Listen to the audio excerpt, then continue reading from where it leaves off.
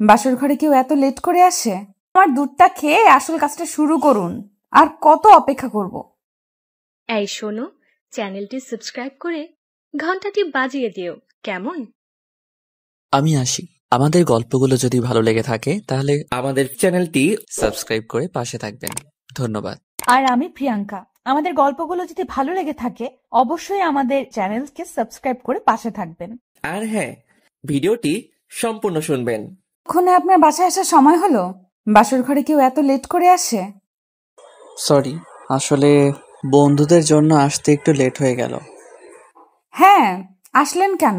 বন্ধুদের সাথেই বাসর রাত করে নিতেন। যত সব। জি, সরি বললাম তো। এতটা রিয়াক্ট করার কি আছে শুধু শুধু? না, কিছু নেই তো। এখন জনাব, আমার দুধ খেয়ে আমায় উদ্ধার করুন। মানে কি বলছেন আপনি? আমি বুঝতে পারিনি। বললাম আমার দুধটা খেয়ে আসল কাজটা শুরু করুন। আর কত অপেক্ষা করব? নাফিসার কথাগুলো শুনে নাহিদ ভীষণ চমকে গেল। বাসর রাতে স্বামী সবসময় ফাজলামি করে, এটা সত্যি। তবে নতুন স্ত্রী এমন নির্লজ্জের মতো কথা বলবে, সেটা সত্যি আশা করা যায় না। নাহিদ নাফিসার দিকে এক দৃষ্টিতে তাকিয়ে আছে। নাফিসা নাহিদের দিকে খানিকটা বিরক্তি নিয়ে তাকিয়ে আছে। নাফিসা আপন মনে ভাবছে, নাহিদ কি গাধা নাকি? বাসর রাতে ভালোবাসা, আদর, সোহাগ সম্পর্কে কি তার কোনো ধারণা নেই? এমন অদ্ভুতভাবে তাকিয়ে কেন আছে? নাফিসা নাহিদকে উদ্দেশ্য করে হকচকিয়ে বলে উঠল, এমন করে তাকিয়েছেন কেন? মনে হচ্ছে চোখ দিয়ে গিলে খাবেন আমায়। না মানে আপনার কথার ধরন দেখে আমি খানিকটা অবাক হয়ে যাচ্ছি। আপনি এমনভাবে কথা বলছেন কেন? ওমা, আপনার সাথে কেমন করে কে বলবো? আপনি আমার স্বামী, আপনার সাথে কথা বলবো না তো কার সাথে গিয়ে কথা বলবো বলুন? কথা বলা ঠিক আছে, কিন্তু আপনি তো অসভ্যতামি করছেন। এটা তো ঠিক নয়। এ মা, আমি আবার কখন অসভ্যতামি করলাম? কি করেছি বলুন আমায়? কি করেছেন আর কি বলেছেন সেটা আমার থেকেও ভালো আপনি জানেন। এখন একটু সরে বসুন, আমি শুভ। শুয়ে পড়বেন মানে? আজ আমাদের বাসর রাত, সেসব কি ভুলে গেছেন নাকি? বাসর রাত দেখে কি আপনাকে মাথায় তুলে বসে থাকতে হবে নাকি? এমন নির্লজ্জের মতো আচরণ করা বন্ধ করুন। আমার এসব পছন্দ নয়।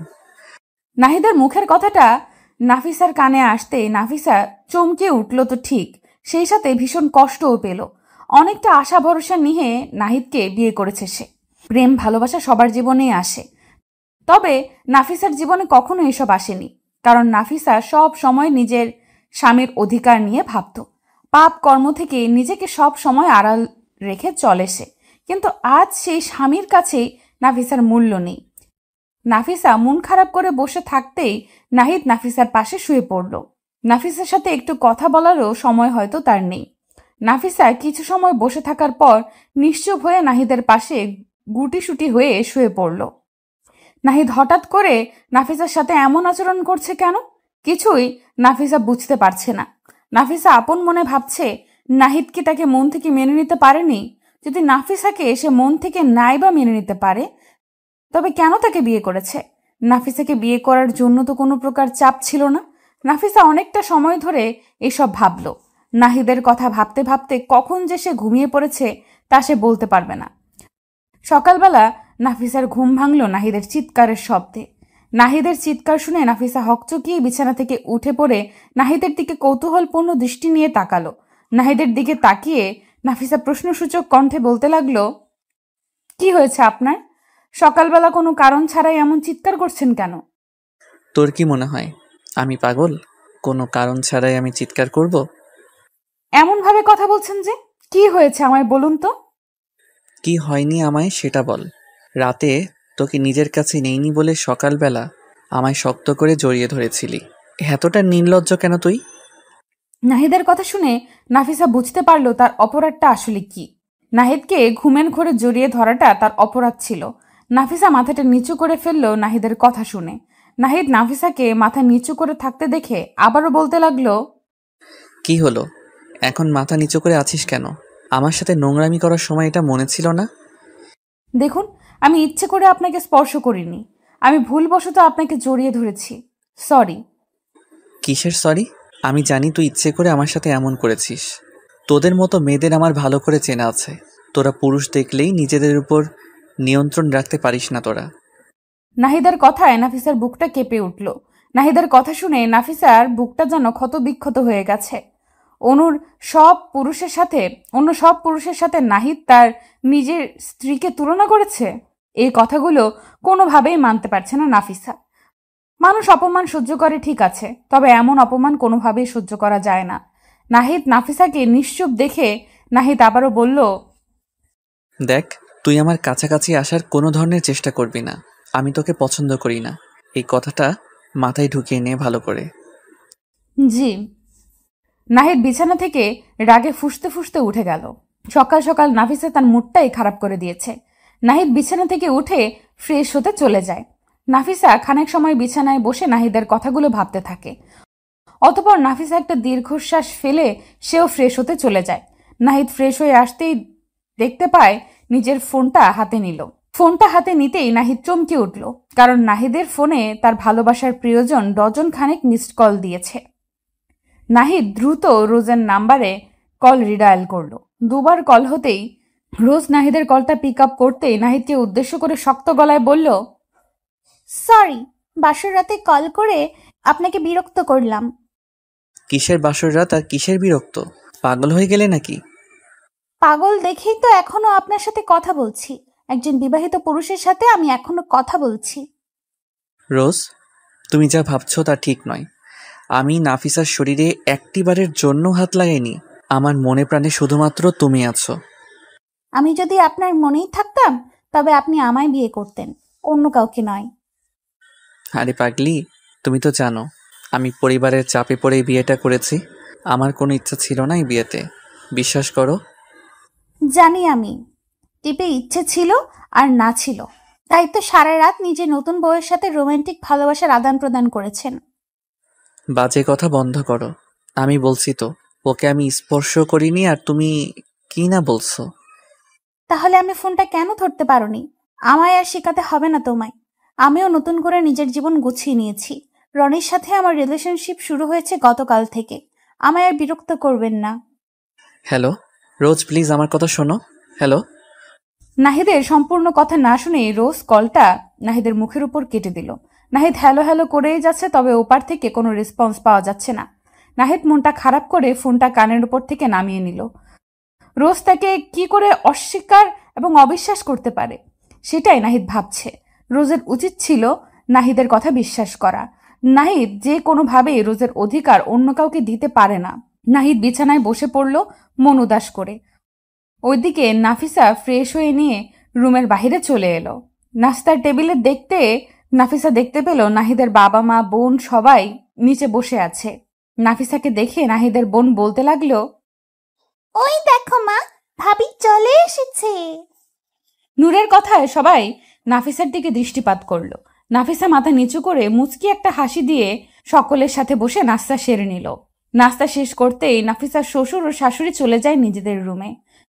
নাফিসা খাবার প্লেট গুছিয়ে নিচ্ছে, ঠিক এমন সময় নূর নাফিসাকে উদ্দেশ্য করে মুচকি হেসে বলতে লাগলো, ভাবি, ভাইয়া কেমন আদর করলো গো তোমায়?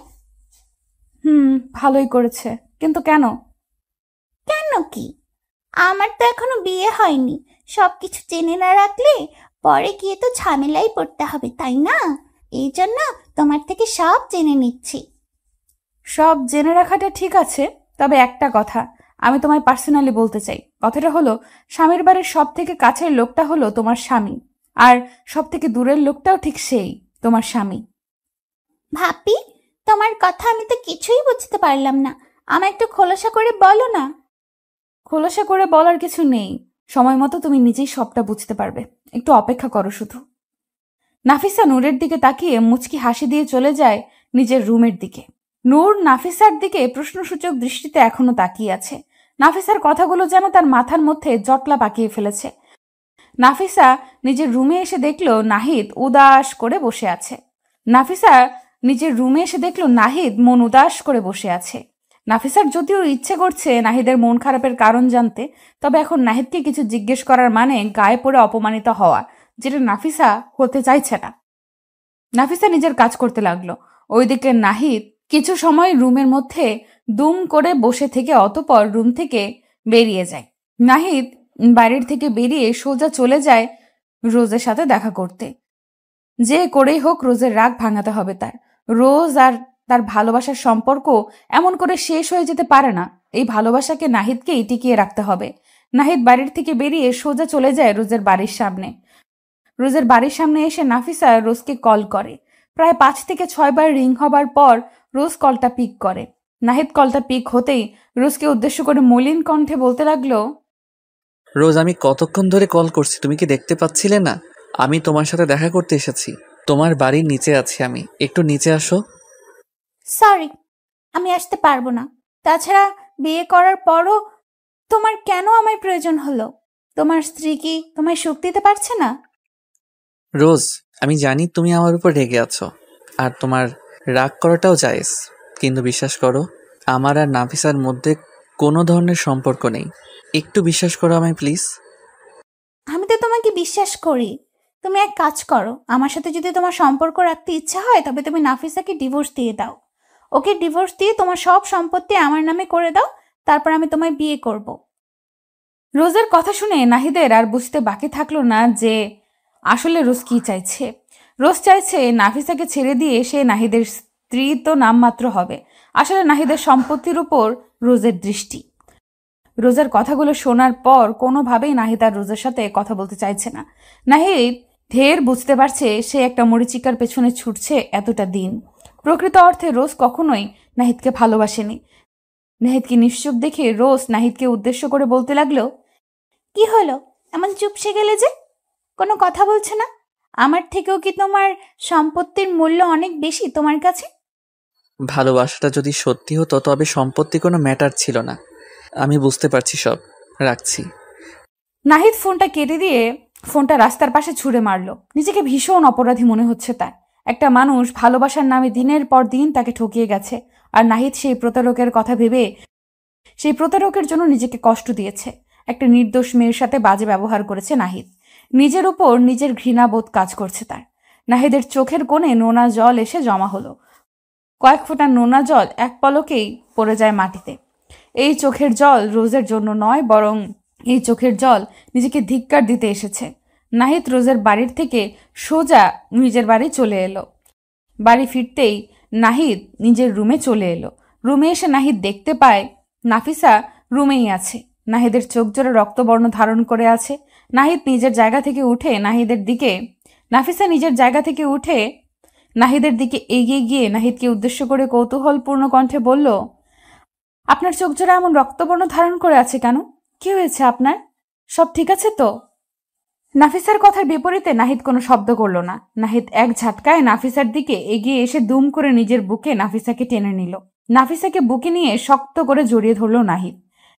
নাহিদের এমন কাজে নাফিসা ভীষণ চমকে যায়। নাফিসার কাছে এসব যেন স্বপ্ন মনে হচ্ছে। নাফিসা তো নিজের স্বামীর কাছে একটু ভালোবাসাই প্রত্যাশা করেছে। আজ তার স্বামী তাকে নিজের বুকে নিয়ে ভালোবাসার পরশ দিচ্ছে। নাফিসা নিশ্চুপ হয়ে একটা ঘুরে চলে যায়। নাহিদ নাফিসাকে শক্ত করে জড়িয়ে ধরে নাফিসার কানের কাছে মুখ এগিয়ে নিয়ে গিয়ে ফিসফিস করে নাফিসাকে উদ্দেশ্য করে বলতে লাগলো, ভালোবাসি তোমায়, অনেক ভালোবাসি। আমায় কখনো ছেড়ে যেও না প্লিজ। আমি অনেক বাজে ব্যবহার করেছি তোমার সাথে, ওই সবের জন্য আমায় ক্ষমা করে দাও তুমি। এসব কি বলছেন আপনি? স্ত্রীর কাছে স্বামীর কোনো অপরাধ থাকতে পারে না। না, থাকতে পারে। আমি তোমার সাথে অনেক অন্যায় করেছি, আমায় ক্ষমা করে দাও। ক্ষমা করতে পারবো না, তবে ভালোবাসা দিতে পারবো, সেটাও মন ভরে। চলবে তো? নাফিসার কথাটা শেষ হতেই নাহিদ যেন আরো শক্ত করে নাফিসাকে নিজের বুকের সাথে লেপ্টে নিল। নাহিদ আছে নিজের সমস্ত ভুলগুলো বুঝতে পেরেছে। নাহিদ বুঝতে পেরেছে সে একটা মরিচিকার পেছনে ছুটে নিজের সত্যিকারের ভালোবাসাকে তুচ্ছ তাচ্ছিল্য করেছে। আসলে নাফিসাই তার জীবনের সত্যিকারের ভালোবাসা। নাহিদ আর চাইছে না নিজের স্ত্রীকে ঠকাতে, আর চাইছে না নিজের থেকে দূরে নিজের স্ত্রীকে রাখতে। ভালোবাসায় সিক্ত হয়ে যেতে চাইছে দুটি হৃদয়। নাফিসা নিজের ভালোবাসার প্রিয় মানুষটির বুকে মাথা দিয়ে পরম শান্তি নিতে পেরে নিজেকে যেন আরো ধন্য মনে করতে লাগলো। এই যে মিস্টার, আপনার হাত সাবধানে রাখুন। কেন গো, আমার হাত আবার তোমার কি ক্ষতি করলো? আপনার হাত এসে বারবার আমার কোমর স্পর্শ করছে, এসবের মানে কি? এসবের মানে বোঝো না? তাছাড়া আমার হাত আপনার কোমর স্পর্শ করলে সেটাতে আমার কি দোষ? আপনার কি দোষ মানে? আমার কোমর স্পর্শ করে বলছেন আপনার কোনো দোষ নেই? না তো, আমি আপনার কোমর স্পর্শ করলেও কি আমার মনের মধ্যে তো আর কোনো পাপ নেই। Shut up! রাস্তাঘাটে মেয়ে দেখলে লুচ্চামি করতে ইচ্ছে করে, তাই না? হয়তো তাই করে। বাই দ্য ওয়ে, আমার স্পর্শে আপনার ভিতরে কেমন অনুভূতি জাগালো সেটা তো বললেন না মিস। এটা যদি পাবলিক প্লেস না হতো না, বিশ্বাস করুন আপনার এই অসভ্যতামের সঠিক জবাব আমি নিজেই দিয়ে দিতাম। তাই নাকি? তাহলে বলুন কোথায় আসতে হবে? আমার স্পর্শ পাবার পর সব নারী এমন পাগল হয়ে যায়, বারবার চায় আমার স্পর্শ। পায় আল্লাহ, কোথায় যাব আমি? স্টুপিড! কলেজ ক্যাম্পাসের সামনে অধরার কোমর স্পর্শ করে নোংরামি করে অয়ন। অয়নের এমন নোংরামি দেখে রাগে ফুঁসতে থাকে অধরা। কলেজের ভিপি যদি এমন নোংরামি কাজ করে ক্যাম্পাসের মধ্যে, তবে সেটা কোনোভাবেই সুখকর ব্যাপার নয়। অধরা অয়নকে চোখ রাঙানি দিয়ে ক্যাম্পাস থেকে বেরিয়ে বাড়ির উদ্দেশ্যে রওনা দিল। অধরার সারা শরীর রাগে জ্বলে যাচ্ছে। একটা ছেলে এতটা নোংরা মানসিকতার কেমন করে হতে পারে, সেটাই তো ভাবছে অধরা। পুরো কলেজের সকল স্টুডেন্টের সামনে অয়ন এমন একটা কাজ করেছে, অধরার চোখ থেকে জল চলে আসছে প্রায়। অয়ন তাকে স্পর্শ করেছে বলে নয়, বরং অয়নকে তার উচিত জবাব দিতে না পেরে অধরার চোখে জল আসছে। অধরা চলে যেতেই অয়ন দাঁত বের করে পাগলের মতো হাসতে লাগলো। অয়নের বন্ধু অভি এসে অয়নকে উদ্দেশ্য করে কৌতূহলপূর্ণ কণ্ঠে বলল, কিরে দোষ, তুই এমন করে হাসছিস কেন? কি হয়েছে? আরে তেমন কিছু না, ছাড়ো তো এইসব। এখন বল, তোর মুখের উপর হঠাৎ করে 12টা কেন বেজে আছে? কি হয়েছে? আর বলিস না, গতকাল কলেজে তুই যে মেয়েটাকে টিজ করেছিস, সেই মেয়েটা প্রিন্সিপালের কাছে নালিশ করেছে তোর নামে। প্রিন্সিপাল তোকে জরুরি অফিস রুমে দেখা করতে বলেছে। আহ, ওকে মেয়ে বলে ডাকিস নে পাগলা, ওটা তোর ভাবি হয়। ভাবি, যাই দেখে আসি আমার হবু বউটা আমার নামে কি কমপ্লেন করে আসলো। অয়ন অভির থেকে বিদায় নিয়ে প্রিন্সিপালের রুমে চলে আসে। প্রিন্সিপালের রুমে আসতেই প্রিন্সিপাল কড়া কণ্ঠে অয়নকে শাসিয়ে দেয়। অধরা অয়নের নামে ইফটিজিং এর অভিযোগ করেছে। অয়ন অধরার অভিযোগটা শুনে ভীষণ অবাক হয়, কারণ হবু বউকে একটু টাচ করলে কি সেটা ইফটিজিং হয়? অয়ন তো মনে প্রাণে অধরাকে নিজের স্ত্রী বলেই মেনে নিয়েছে, এখন শুধু অধরার মানা বাকি। অয়ন প্রিন্সিপালের বকা খেয়ে কলেজ থেকে সোজা বাড়ি চলে আসে। বিকেলে আবার অধরার বাড়ির সামনেই আড্ডা মারতে যেতে হবে, ওখানে লেট করে যাওয়া একদমই চলবে না। অয়ন বাড়ি আসতে অয়নের মা অয়নকে উদ্দেশ্য করে বলল, অয়ন, আজকাল কখন বাড়ি ফিরিস আর কখন বাহিরে যাস, কোনো কিছুই তো আমাদের বলে যাস না। এটা কি উচিত? আরে মা, আমি কি এখনো ছোট বাচ্চা আছি নাকি? আমায় নিয়ে এত ভয় কেন পাও তোমরা? সত্যি আমি বুঝি না। বুঝবি কেমন করে? যেদিন সন্তানের বাবা হবি সেই দিনই বুঝবি মা বাবা চিন্তা কেন হয়। ওকে মা, হয়েছে, আর কখনো না বলে কোথাও যাব না আমি। এবার ঠিক আছে? ফ্রেশ হয়ে আয়, আমি খাবার দিচ্ছি। ওকে, এখনই আসছি। অয়ন ফ্রেশ হয়ে এসে খাবার খাচ্ছে আর আপন মনে অধরার কথা ভাবছে। অধরার সাথে এতটা বাজে ব্যবহার করার পরেও মেয়েটা অয়নের উপর হাত তুলছে না। কেন তুলছে না? তবে কি অয়নকে সে পছন্দ করে?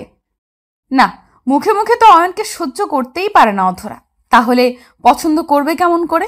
অয়ন খাবার শেষ করে খানেক সময় রেস্ট করে বাড়ি থেকে বেরিয়ে সোজা চলে যায় অধরার বাড়ির সামনে। অধরার বাড়ির সামনে এসে অয়ন অধরার জন্য অপেক্ষা করছে। রোজ এই সময় অধরা বাড়ি থেকে বাহিরে বের হয়। অয়ন খানেক সময় অপেক্ষা করতেই অধরা নিজের বাড়ি থেকে বেরিয়ে এলো। অয়ন প্রতিদিনের মতো ঠিক অধরার পেছন পেছন চলতে লাগলো। অধরা অয়নকে দেখতে পেয়ে ভীষণ বিরক্তি বোধ করছে। অয়ন পেছন থেকে অধরাকে উদ্দেশ্য করে মৃদু কণ্ঠে বলতে লাগলো, কি হলো জনাবা, এত চুপ কেন? আজ বুঝি আর ঝাড়ি দিবেন না? দেখুন, আমি আপনার সাথে কথা বলতে চাই না, তারপরও কেন আমায় বিরক্ত করছেন? কি চাই আপনার? যা চাই তাই দিবেন? যদি আমার সাধ্যের মধ্যে থাকে তবে অবশ্যই চেষ্টা করব। আমার তো টাকা পয়সার প্রয়োজন নেই, শুধু আপনার ভালোবাসার প্রয়োজন। এটা দিয়ে দাও, আমি আর কোনো ধরনের ফাইজলামি করব না, প্রমিস। অয়নের কথাটি শুনে অধরা তাচ্ছিল্যকর একটা হাসি দিয়ে ফেলল। অয়ন অধরার হাসির শব্দ শুনে ভীষণ অবাক হয়ে যায়। অয়ন অধরাকে আবারও বলতে লাগলো, কি হলো, হঠাৎ করে হাসছো কেন? আমি কি কোনো জোকস বলেছি? আমার থেকে ভালোবাসা চাইতে আপনার একটু লজ্জা করলো না? মানে কি ভাবেন আপনি নিজেকে? আপনার এই অত্যাচার সহ্য করছি বলে কি আপনার সব কথা আমি নীরবে মেনে নেব? আপনাকে ভালোবাসার কথা আমি কখনো ভাবতেও পারি না। আপনি একটা ওয়েট ওয়েট, তোমার ভাবনার কথা আমি জানতে চাইনি। যতদিন আমায় ভালোবাসা না দিবে ততদিন এই অয়ন চৌধুরীর রোমান্টিক অত্যাচার সহ্য করতে হবে। তোমার সাথে ভালোভাবে কথাই বলা যায় না। আপনাকে কথাও কেউ বলতে বলেনি, আর না বলেছে বিরক্ত করতে। প্লিজ আমায় আর জ্বালাতন করিয়েন না। তোমার এই মিষ্টি কথায় চিরা ভিজবে না, আমি তো জ্বালাবোই, আরো বেশি করে জ্বালাবো। অয়ন কথাটি শেষ করতেই অধরার হাত ধরে ফেলল। অধরা কিছুতেই বুঝতে পারল না। অয়ন হাত ধরতেই অধরা অয়নের হাত থেকে নিজের হাতকে ছাড়িয়ে নিতে চেষ্টা করল। তবে অয়ন বেশ শক্ত করে অধরার হাত চেপে ধরেছে, যার ফলে অধরা কোনোভাবেই অয়নের হাতের মুঠো থেকে নিজের হাত ছাড়াতে পারছে না। অধরার মেজাজটা ভীষণ খারাপ হয়ে যায়। অধরার রাগে গজগজ করতে করতে একটা সজোরে হ্যাচকা টান দিয়ে নিজের হাত জোড়া অয়নের হাত থেকে ছাড়িয়ে নিল। অয়ন অধরাকে কিছু বলতে যাবে তার আগেই অধরা ভীষণ কর্কশ কণ্ঠে অয়নকে উদ্দেশ্য করে বলল, দেখুন অয়ন, আমি চাই না পাবলিক প্লেসে আপনার সাথে কোনো খারাপ কিছু করতে। দয়া করে নিজের সম্মানটা বজায় রাখুন। আমায় আর একবার যদি আপনি কোনোভাবে বিরক্ত করেন তো আমি সত্যি বলছি তারপর যা হবে তার জন্য আমি দায়ী থাকবো না। অধরার কথাটা শুনে অয়নও কিছু একটা ভেবে অধরার পেছন থেকে সরে গেল। অয়ন চলে যেতেই অধরা একটা শান্তির নিঃশ্বাস ফেলল। কতক্ষণ আর এমন টর্চার সহ্য করা যায় বলুন? অধরারও ধৈর্যের বাঁধ আছে, আর যখন সেই ধৈর্যের বাঁধ ভেঙে যায় তখন আর মাথা কাজ করে না। অয়ন চলে যেতেই অধরা নিজের গন্তব্যে চলতে লাগলো। কিছু দূর এগিয়ে যেতেই অধরা দেখতে পায় রাস্তাটা কেমন যেন নীরব হয়ে গেছে। আশেপাশে কাউকে দেখাও যাচ্ছে না। অধরা এই দৃশ্যটা দেখে মোটেও ভয় পেল না, কারণ অয়ন ছাড়া আর কোনো বিপদকে অধরা তোয়াক্কা করে না। অধরা আপন মনে হাঁটতে লাগলো। অধরা হাঁটছে আর অনুভব করছে কেউ একজন আছে যে কিনা অধরাকে এখনো ফলো করছে। তবে কে এসে সেটা অধরা বুঝতে পারছে না। অধরা কিছু দূর এগিয়ে যেতেই হঠাৎ করে অধরার সামনে দুইজন ছেলে চলে আসে। অধরা এই ছেলেদের কাউকে এর আগে কখনো দেখেনি। অধরা ছেলেগুলোকে এড়িয়ে যেতে চেষ্টা করতেই ছেলেগুলো অধরার সামনে এসে পথ আটকে দাঁড়ায়। অধরা দুপা পিছিয়ে যেতেই হঠাৎ অনুভব করে তার পেছনেও দুজন ছেলে দাঁড়িয়ে আছে। অধরা এতগুলো লোক দেখে খানিকটা বিব্রত হয়ে প্রশ্ন করে, আপনারা কারা? আর আমার পথ আটকে দাঁড়িয়েছেন কেন? কি চাই আপনাদের? আমাদের তো বেশি কিছু চাই না সোনা, আমাদের শুধু তোমাকে চাই, তাও 2 ঘন্টার জন্য। ছেলেটার কথাটা বলতেই অধরার বুকের উপর থাকা ওড়নাটার দিকে হাত বাড়িয়ে দিল। অধরা নিজের ওড়নাটা ওদের থেকে আড়াল করতে চেষ্টা করছে, তবে পারছে না। ছেলেটা হ্যাচকা টান দিয়ে অধরার বুকের ওপর থেকে ওড়নাটা কেড়ে নিল। অধরা নিজের উন্মুক্ত বুকটা হাত দিয়ে ঢেকে আড়াল করলো। অধরা বারবার ছেলেগুলোকে অনুরোধ করছে যাতে করে তারা অধরাকে যেতে দেয়। অধরার কথার কোনো পাত্তা না দিয়ে একটা ছেলে পেছন থেকে অধরার শরীরের উপর হাত দিতে চেষ্টা করতেই দুম করে কোথা থেকে যেন অয়ন চলে আসে আর ছেলেটার হাত দুম করে ধরে ফেলে। অধরা অয়নকে দেখতেই মনের মধ্যে সাহস অনুভব করলো। দৌড়ে এসে অধরা অয়নের পেছনে লুকিয়ে পড়ল। অয়ন ছেলেগুলোকে উদ্দেশ্য করে বলতে লাগলো, যদি ভালো চাস তো এখান থেকে সব কটা দৌড়ে পালিয়ে যা, আমি আর তোদের মুখ এখানে দেখতে চাই না। কে বে তুই? এমন ভাবে কথা বলছিস মনে হচ্ছে কোনো হিরো। আরে গাধা, এই গল্পের হিরো তো আমি। তোরা শুধু শুধু এসে এই মেয়েটাকে বিরক্ত করছিস। ওকে বিরক্ত করার অধিকার শুধুমাত্র আমার। আই, সবাই মিলে তাহলে একটু মাস্তি করি। শুধু শুধু আমাদের সাথে শত্রুতা করার মানে আছে কি? মস্তি তো আমিও করতে চাই, তবে তোদের সাথে। এই মেয়ের সাথে মস্তি করার কোনো ইচ্ছা নাই আমার, কারণ এই মেয়েটাকে আমি মন থেকে ভালোবাসি। তাই নাকি? আজ তোর সাথে সাথে এই মেয়েটাও যাবে। অয়ন ছেলেগুলোর কথা শুনে হেসে ফেলল। অয়ন নিজেও জানে যে এতগুলো ছেলের সাথে একা অয়ন পেরে উঠবে না, তবে যেখানে অধরার প্রশ্ন সেখানে অয়ন পিছপা হবে না। ছেলেগুলো অয়নের দিকে দৌড়ে ছুটে এগিয়ে আসতে লাগলো। অয়ন ধীর গতিতে নিজের শার্টটা কোমরের উপরে তুলতেই ছেলেগুলো ঠায় পাথরের ন্যায় দাঁড়িয়ে পড়ল। অয়ন নিজের কোমরে হাত দিতেই ছেলেগুলো ছোটাছুটি করে অয়নের সামনে থেকে পালিয়ে গেল। ছেলেগুলোর পালানো দেখে অধরা খানিকটা অবাক হয়ে যায়। হঠাৎ করে এই ছেলেগুলো এমন করে পালিয়ে গেল কেন? কিছুই বুঝতে পারল না অধরা। ছেলেগুলো চলে যেতেই অয়ন অধরাকে উদ্দেশ্য করে বলল, আমি সাথে আসলে তো সমস্যা শুরু হয়ে যায়। আমায় তাড়িয়ে দিতে পারলেই তুমি বেঁচে যাও। দেখেছো আমার না থাকার পরিণামটা কি হতে পারে? সেসব না হয় বুঝলাম, তবে এটা বুঝতে পারছি না যে ছেলেগুলো এমনভাবে পালিয়ে গেল কেন। আপনি কি ওদের চেনেন আগে থেকে? এদেরকে আমি চিনব কোথা থেকে? নিজের ক্লাসের স্টুডেন্টদেরও ঠিকমতো চিনি না, আবার এই বখাটেগুলো? ওদেরকে বখাটে বললেন কেন? ওর আর আপনি তো এক, দুজনের কাজই এক, ইফটিজিং করা। তাই না? ওরা আর আমি এক না। ওকে, আমি একজনকে জ্বালাতন করি, তাও তাকে ভালোবাসি বলে, আর ওরা তো সবার সাথে এমন করে। ওরা আর আমি এক হলাম কেমন করে? পাপ অল্প করা আর বেশি করা এক ব্যাপার, আপনাকে বুঝিয়ে লাভ নেই। এটা কি হলো? আমি তোমাকে সাহায্য করলাম আর তুমি আমায় ধন্যবাদ না দিয়ে এমনভাবে অপমান করছো? এটা কিন্তু একদম ঠিক কথা না, অধরা। ও আচ্ছা, ধন্যবাদ হয়েছে। হুম। কেউ আমায় ধন্যবাদ বললে আমি তাকে রিটার্ন কিছু দিয়ে দিই, আর তোমাকে রিটার্ন কিছু দিতে চাই। আপনি আমায় আবার কি রিটার্ন দিবেন? সেটা না হয় আমি নিজেই বুঝে নিলাম, তোমায় ভাবতে হবে না। অয়ন কথাটা বলতেই অধরার দিকে এগিয়ে এলো। অধরা অয়নের দিকে এক দৃষ্টিতে তাকিয়ে আছে। অধরা বোঝার চেষ্টা করছে অয়ন কি করতে চলেছে। অয়ন অধরাকে বেশি সময় দিল না। দুম করে অধরার গালের উপর নিজের হাতজোড়া চেপে ধরল। অধরার গালে চুমু পড়তেই অধরা চোখজোড়া ছানা বড়া হয়ে যায়।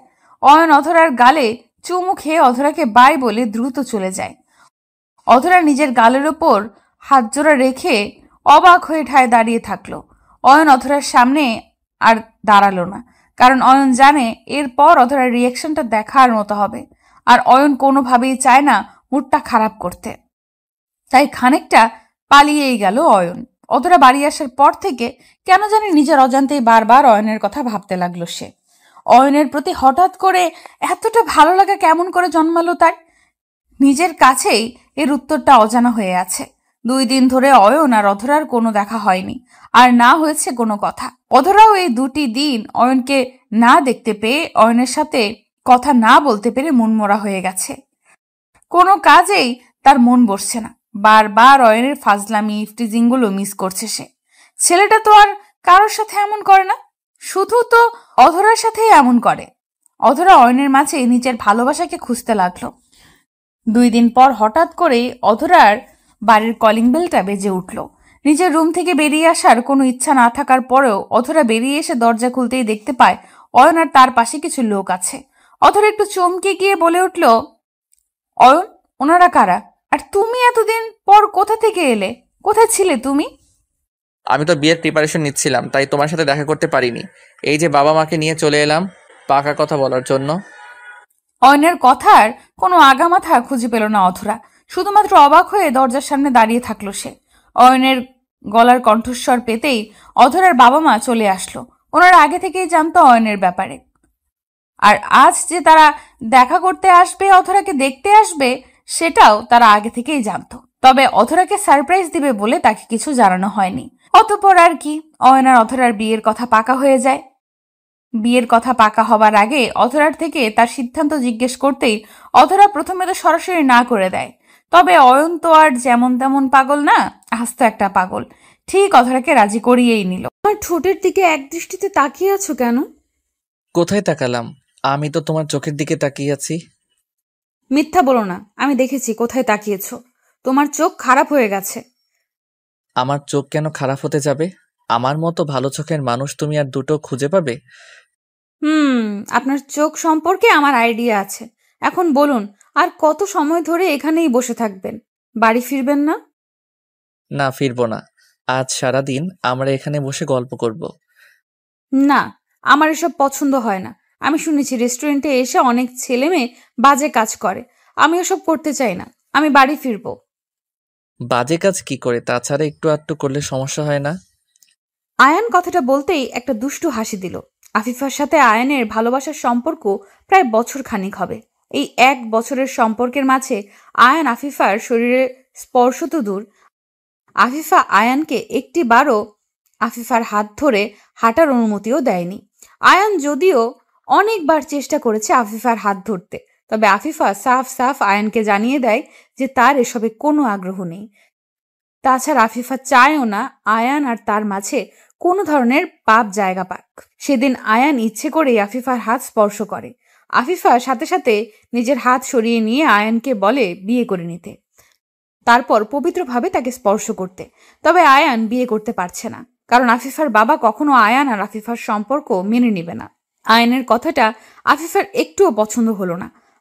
আফিফা আয়ানের দিকে অগ্নি দৃষ্টিতে তাকাতেই আয়ান একটা মুচকি হাসি দিয়ে আফিফাকে উদ্দেশ্য করে বলল, আরে পাগলি, মজা করছিলাম। তুমি জানো না আমি কেমন? অযথা ভয় কেন পাও তুমি? অযথা ভয় না। আজ তোমার মাথায় এই চিন্তাটা আসছে, আগামীকাল সত্যি সত্যি তুমি জেদ করবে। তোমার আবদার পূরণ করাটা আমার পক্ষে সম্ভব হবে না, তাই। তাই কি? আর শোনো, আমার মনের মধ্যে অনেক ইচ্ছা আছে। আমি মেনে নিচ্ছি আমি অনেক কিছু চাই, কিন্তু তার মানে এটা নয় আমি তোমাকে জোর করব। আমি আসছি, আমার ভালো লাগছে না কথা বলতে। আফিফা কথাটা বলতেই নিজের জায়গা থেকে উঠে পড়ল। আয়ান আফিফার দিকে প্রশ্নসূচক দৃষ্টিতে তাকালো। আয়ান আপন মনে ভাবছে যে আয়ান তো আফিফার সব কথা মেনে নিল, তবে কেন আফিফা এখন উঠে পড়ছে? আয়ান আফিফার হাত ধরতেই আফিফা আয়ানের দিকে আবারও অগ্নিদৃষ্টি নিক্ষেপ করল। আয়ান সাথে সাথে আফিফার হাত ছেড়ে দিল। আয়ান আফিফাকে উদ্দেশ্য করে বলল, এমন করছো কেন? আমি তো বললাম আমার কোনো বাজে ইচ্ছে নেই, তারপরও তুমি এমন করে চলে যাবে? দেখো আয়ান, আমাদের সম্পর্কের অনেক বছর হয়ে গেছে। আমি চাইছি না এই লুকোচুরিটা আর হোক। তোমার যদি আমায় বিয়ে করার সাহস থেকে থাকে তবে পরিবারকে জানাও, অন্যথায় এই সম্পর্কটা এখানেই শেষ। আফিফা কথাটা বলতেই রেস্টুরেন্ট থেকে হনহন করে বেরিয়ে যায়। আয়ান ঠায় থ হয়ে বসে আছে। আফিফার কথাগুলো যেন তার মাথার উপর দিয়ে গেছে। আয়ান আফিফার শেষে বলা কথাটার মানে বুঝতে পারল না। আফিফার কথাটা যেন আয়ানের বুকের মধ্যে তীব্র আঘাত করল। আফিফার সাথে আজকের পর থেকে আয়ানের কোনো সম্পর্ক থাকবে না। এটা শোনার পর আয়ানের চোখের পাতা যেন ভারী হয়ে এলো। আয়ান অনেকভাবে চেষ্টা করেছে আফিফার পরিবারকে মানিয়ে আফিফাকে বিয়ে করতে, তবে আফিফার বাবা সরাসরি আয়ানকে তার মেয়ের জীবন থেকে সরে যেতে বলেছে, আর আজ আফিফাও সেটাই বলল। আয়ানের বুকের মাঝে যেন পাহাড় সমান কষ্ট এসে জমা হলো। আয়ান কিছু সময় আফিফার কথা ভাবার পর নিজের জায়গা থেকে উঠে পড়ল। ভালোবাসায় বিশ্বাস থাকা জরুরি। যেই ভালোবাসায় বিশ্বাস নেই সেই ভালোবাসা থাকার থেকে না থাকাই উত্তম। আয়ান রেস্টুরেন্ট থেকে বেরিয়ে সোজা নিজের বাড়ি চলে আসে। বাড়ি আসতেই আয়ান দেখতে পায় তার মা বাবা তৈরি হচ্ছে, হয়তো কোথাও যাবেন তারা। আয়ান সেই দিকে না তাকিয়ে নিজের রুমের দিকে চলতে লাগলো। আয়ানকে চলে যেতে দেখে তার মা পেছন থেকে আয়ানকে উদ্দেশ্য করে বলল, কিরে, কোথায় ছিলি সারাদিন? তোকে ফোন করেও পাওয়া যায় না আজকাল। না মা, আসলে একটু বাইরে ছিলাম, তাই আর কি। আচ্ছা শোন, আমি আর তোর বাবা মিলে একটা মেয়েকে দেখতে যাচ্ছি, তুই বাড়িতেই থাকিস, ঠিক আছে? একটা মেয়েকে দেখতে যাচ্ছ মানে? কোন মেয়েকে দেখতে যাচ্ছ? আরে তোকে তো বলা হয়নি, তোর বাবার বন্ধুর মেয়েকে দেখতে যাচ্ছি। মেয়েটা মাশাআল্লাহ অনেক ভালো আর দেখতেও সুন্দরী, তোর ভীষণ পছন্দ হবে। বাহ, আমায় না জানিয়ে তোমরা আমার জন্য মেয়ে দেখতে যাচ্ছ? ভালো মতো ব্যাপারটা শোনো মা, আমি এখন বিয়ে করতে পারবো না, আমার সমস্যা আছে। তোর কোনো কথাই আমি শুনবো না। সে 2 বছর ধরে বলছিস, আজ না পরে পরে। আমাদেরও তো ইচ্ছে করে নাতি নাতনি নিয়ে খেলা করার। দেখো, আমি আমার কথা বলে দিয়েছি, আমি এখন বিয়ে করতে পারবো না, এটাই হচ্ছে ফাইনাল। আয়ান কথাটি শেষ করতেই হনহন করে নিজের রুমে চলে যায়। আয়ানের কথা শুনে তার বাবা মায়ের মুখ শুকিয়ে যায়। তারা অনেক আশা নিয়েছিল যে আয়ানের জন্য তাদের পছন্দ করা মেয়েকে আনবে, কিন্তু আয়ান তো সরাসরি না করে দিল। তাছাড়া আয়ানের বাবা মায়ের পছন্দ করা মেয়েটা দেখতেও বেশ সুন্দরী, তাই আয়ানের পছন্দ তার বলার অপেক্ষায় রাখে না। কিন্তু আয়ান তাদের সব আশাকে এক ঝটকায় শেষ করে দিল। আয়ান নিজের রুমে এসে মন খারাপ করে বসে আছে। কোনো কিছুতেই মন লাগছে না তার। মুখের মধ্যে তীব্র ব্যথা করছে আয়ানের। আফিফার কথা ভীষণ করে মনে পড়ছে তার। আয়ান কিছু সময় বিছানায় বসে থাকতে হঠাৎ করে আয়ানের ফোনে কল চলে এলো। আয়ান বেশ দ্রুত নিজের ফোনটা বের করতে চেষ্টা করলো।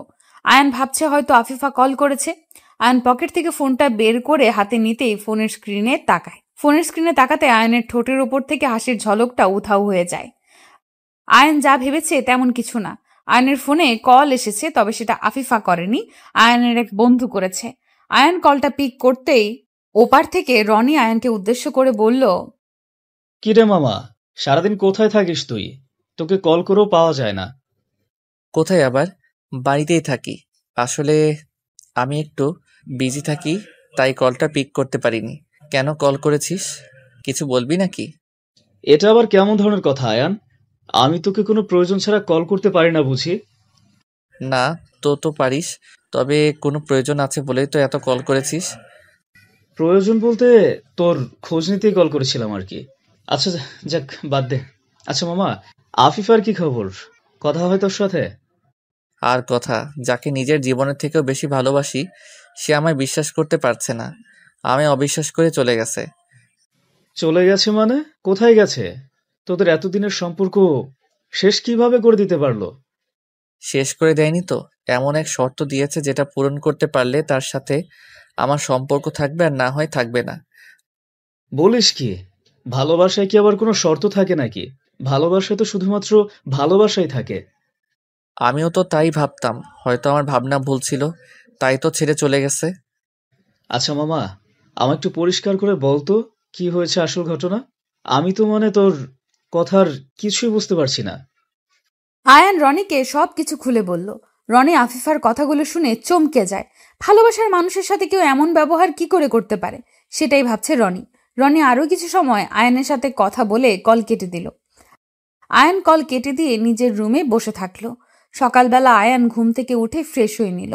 আয়ান ফ্রেশ হয়ে এসে নাস্তা করতেই আয়ানের ফোনে কল চলে এলো। আয়ান ফোনটা হাতে নিতেই দেখলো আফিফা কল করেছে। আয়ান আফিফার কল পেতেই কলটা কেটে দিল। আয়ানের ইচ্ছে নেই আফিফার সাথে কথা বলার, কারণ আফিফার যদি তাকে সত্যিই ভালোবাসতো তবে আয়ানকে সে বিশ্বাস করত। আয়ানকে আফিফা বিশ্বাস করে না, আর বিশ্বাস ছাড়া কোনো সম্পর্ক টিকতে পারে না। আয়ান কলটা কেটে দিতেই আফিফা বারবার আয়ানকে কল করতে থাকলো। আয়ান শেষে বাধ্য হয়ে কলটা পিক করলো। আয়ান কলটা পিক করতে ওপার থেকে আফিফা আয়ানকে উদ্দেশ্য করে কান্না ভেজা কণ্ঠে বলল, আয়ান প্লিজ আমার কথা শোনো, প্লিজ কলটা কেটে দিও না প্লিজ। বলো, কি কথা বলবে? আয়ান, বাবা আমার জন্য বিয়ে ঠিক করেছে, আগামীকাল আমার বিয়ে। আমি কি করব বুঝতে পারছি না কিছু, প্লিজ একটা উপায় বের করো। আমি কি উপায় বের করব? তোমার বিয়ে হয়ে যাচ্ছে তো হয়ে যাক, সমস্যা নেই কোনো। আয়ান এইসব কি বলছো তুমি? মাথা ঠিক আছে তোমার? আমি তোমায় ভালোবাসি, তোমায় ভালোবেসে অন্য কাউকে আমি কেমন করে বিয়ে করব? যেমন করে আমায় ছেড়ে যেতে চাইছো ঠিক অমনভাবে বিয়ে করবে। আমায় আর বিরক্ত করো না, রাখছি। আয়ান, এটাই কি তোমার শেষ কথা? এটাই আমার শেষ কথা। যদি এটাই তোমার শেষ কথা হয়ে থাকে তো আমারও শেষ কথা শুনে রাখো। আমি যদি তোমায় আপন করে না পাই তবে এই জীবন আমি রাখবো না। কারোর জন্য কেউ মরে যায় না আফিফা, এটা নিছক মিছে কথা। সবাই বেঁচে থাকে। সবার কথা তো বলতে পারছি না, তবে আমার নিজের কথা বলতে পারছি। সুখবরটা খুব শীঘ্রই পাবে আশা করি। আফিফা কথাটা বলতেই কলটা কেটে দিল। আয়ান আর দ্বিতীয়বার কল করলো না, কারণ আয়ান ভাবছে হয়তো আফিফা মজা করছে তার সাথে। আজ অবধি সবাই বলে প্রিয়জনের জন্য জীবন দিয়ে দিতে পারে, মরে যেতে পারে, তবে সেটা শুধুমাত্র কথার কথা থাকে, সত্যিটা ভিন্ন হয়ে থাকে। আর আয়ান আর কি বা করবে? আফিফার বাবা মাকে অনেকবার সে বোঝাতে চেয়েছে, কিন্তু তারা আয়ানের কোনো কথাই শোনেনি, বরং অপমান করেছে আয়ানকে। আয়ান তবু আফিফাকে নিয়ে বাঁচতে চেয়েছে, কিন্তু আফিফার তো চিন্তা অন্য কিছুই ছিল। আয়ান নিজের মতো করে বিছানায় বসে আছে। আফিফার বিয়ে অন্য কারোর সাথে হয়ে যাবে, এই কথাটা ভাবতেই আয়ানের কলিজাটা কেঁপে উঠছে। নিজের ভালোবাসার মানুষটিকে অন্যের সাথে সহ্য করতে পারবে না আয়ান। আয়ান আফিফার কথা ভাবতে লাগলো আপন মনে। কিছু সময় আফিফার কথা ভাবতেই আয়ানের রুমে চলে আসে তার মা। আয়ানের মা এসে আয়ানকে উদ্দেশ্য করে শান্ত কণ্ঠে বলল, আয়ান, আমার তোর সাথে কিছু কথা ছিল, তুই কি এখন ফ্রি আছিস? মা বলো, কি কথা বলবে? আমায় সত্যি করে বল, তোর কি কোনো পছন্দ করা মেয়ে আছে? যদি থাকে তো বল, আমরা মেয়ের বাবা মায়ের সাথে কথা বলে সব ঠিক করে নেই। মা, আমার কাকে পছন্দ আর কাকে চাই সেসব তো তোমরা জানো। আমি আফিফাকে ভালোবাসি, ওকে ছাড়া অন্য কাউকে বিয়ে করা আমার পক্ষে সম্ভব নয়। আফিফা, ওই মেয়ের কথা তুই এখনো মনে রেখেছিস? তুই কি ভুলে গেছিস ওর বাবা আমাদের কেমন করে অপমান করেছে, কেমন করে আমাদের ছোট করেছে? আমি কিছু ভুলে যাইনি, তবে আফিফা তো কিছু করেনি, ভুল ওর বাবা করেছে। আফিফার কোনো ভুল ছিল না মা। আফিফার পক্ষে কথা বলা বন্ধ করে দে। ওই মেয়ে ওর বাবার মতো। যদি ওই মেয়ে তোকে সত্যি ভালোবাসতো তবে তোর কাছে ছুটে চলে আসতো, বাবা মায়ের জন্য অপেক্ষা করতো না। আমার কাছে যেমন তোমরা গুরুত্বপূর্ণ, ঠিক তেমনি ওর কাছে ওর বাবা মা গুরুত্বপূর্ণ, তাই ও কোনো সিদ্ধান্ত নিতে পারছে না। তুই যত যাই বলিস, আমরা আর গায়ে পড়ে অপমানিত হতে পারবো না বাপু। ওই মেয়েকে নিয়ে আমাদের মনে আর কোনো ইচ্ছে নেই। আয়ানের মা কথাটা বলতেই চলে যায় আয়ানের রুম থেকে। আয়ান আগে থেকেই জানতো তার মা এই সম্পর্কে কোনো বিশেষ আগ্রহ দেখাবে না, কারণ আফিফার বাবা যেভাবে তাদের অপমান করেছে তারপর আর আফিফাকে নিয়ে কোনো ভাবনা থাকা অন্তত তাদের পক্ষে সম্ভব নয়। আয়নের রুম থেকে তার মা চলে যেতেই আয়ন একটা দীর্ঘশ্বাস ফেলে আফিফার ভাবনায় মগ্ন হয়ে পড়ল। আফিফার কথা ভাবতে ভাবতে কখন যে আয়নের চোখের পাতা এক হয়ে গেছে তা সে জানে না। পরদিন সকালে আয়নের ফোনে একটা অপরিচিত নাম্বার থেকে কল এলো। আয়ন ফোনটা পিক করতেই চমকে উঠল আয়নের চমকে ওঠার কারণ ফোনের ওপারে ছিল আফিফার বাবা। আফিফার বাবার কল পেয়ে আয়ন খানিকটা অবাক হয়ে যায়।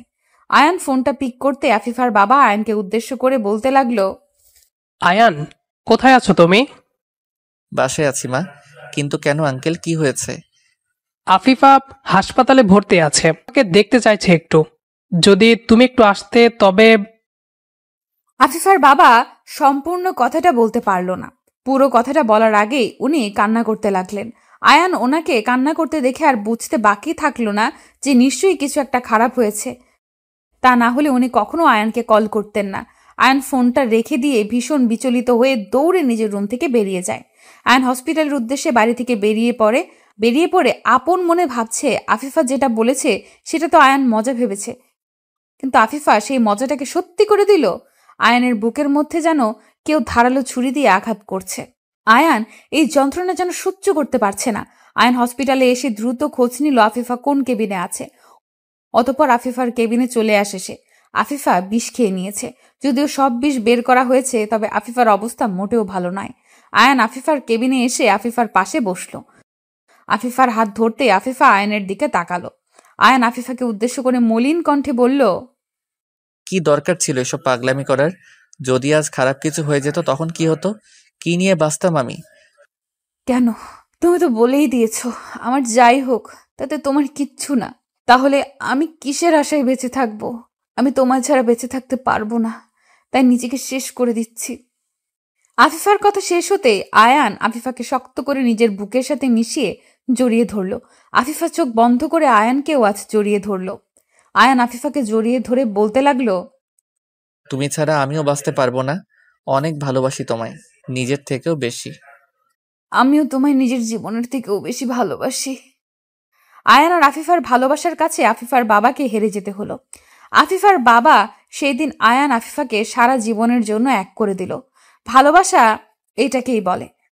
হাজার ঝড় বাধা উপেক্ষা করে সত্যিকারের ভালোবাসা একটা না একটা সময় তাদের পূর্ণতা ঠিক খুঁজে নেয়। সত্যিকারের ভালোবাসার সম্পর্কগুলোকে বিচ্ছেদের শব্দটা নিয়ে আসবেন না। আচ্ছা, তোমার পছন্দের জিনিসটা কেটে ফেলার সময় তোমার কেমন লেগেছে? ওসব জেনে তুমি কি করবে? আমার শরীরের অংশ ওটা, শোক লাগবে নাকি? কি করব আবার? এমনি জানতে চাইছি, বলো না। হ্যাঁ, ভীষণ কষ্ট লেগেছিল। আমি কান্না করেছিলাম অনেক। আহ, পাগল ছেলে, কাঁদার কি আছে? ওটাই তো আসল সুখ। তখন কি আর সেই শোক বুঝতাম? তখন ভাবতাম যে ব্যথা করছে, তাই কান্না করে ফেলেছি। বলো কি, কেটে গেছে ওটা? আর ব্যথা কি না লেগেছে তোমার? আচ্ছা, এটা কি মনের ব্যথা নাকি? আরে ওই গাধি, মনের ব্যথা হবে কেন? এটা তো আমার শরীরের অংশ, তাই ব্যথা লেগেছে।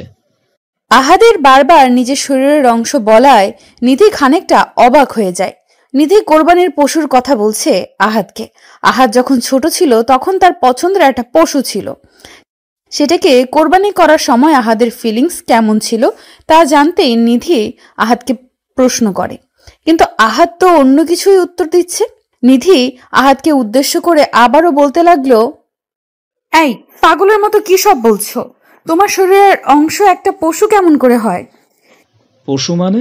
দাঁড়াও, তুমি এতক্ষণ কি নিয়ে কথা বলছিলে? কি নিয়ে কথা বলছি মানে? আমি কোরবানির পশুর কথা বলছি। তুমি যখন ছোট ছিলে তখন তোমার প্রিয় পশুটাকে কোরবানি করার অনুভূতি জানতে চাইছি।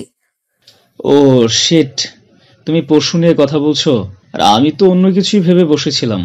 সরি গো। তাই মনে করবে? আমি জানি তো তোমার সারাদিন ওসব কথা ছাড়া মাথায় কিচ্ছু আসে না। ধুর পাগলি, তুমি এমন করে বলেছো যে আমি নিজেই তো কনফিউজড হয়ে গেছি, তাই ওই উত্তরটা দিয়েছি আর কি। সরি তো। হয়েছে, এখন সরো, আমি আমার কাজে যাই আর তুমি বাজারে যাও। যে জিনিস নিবে সেসব নিয়ে এসো।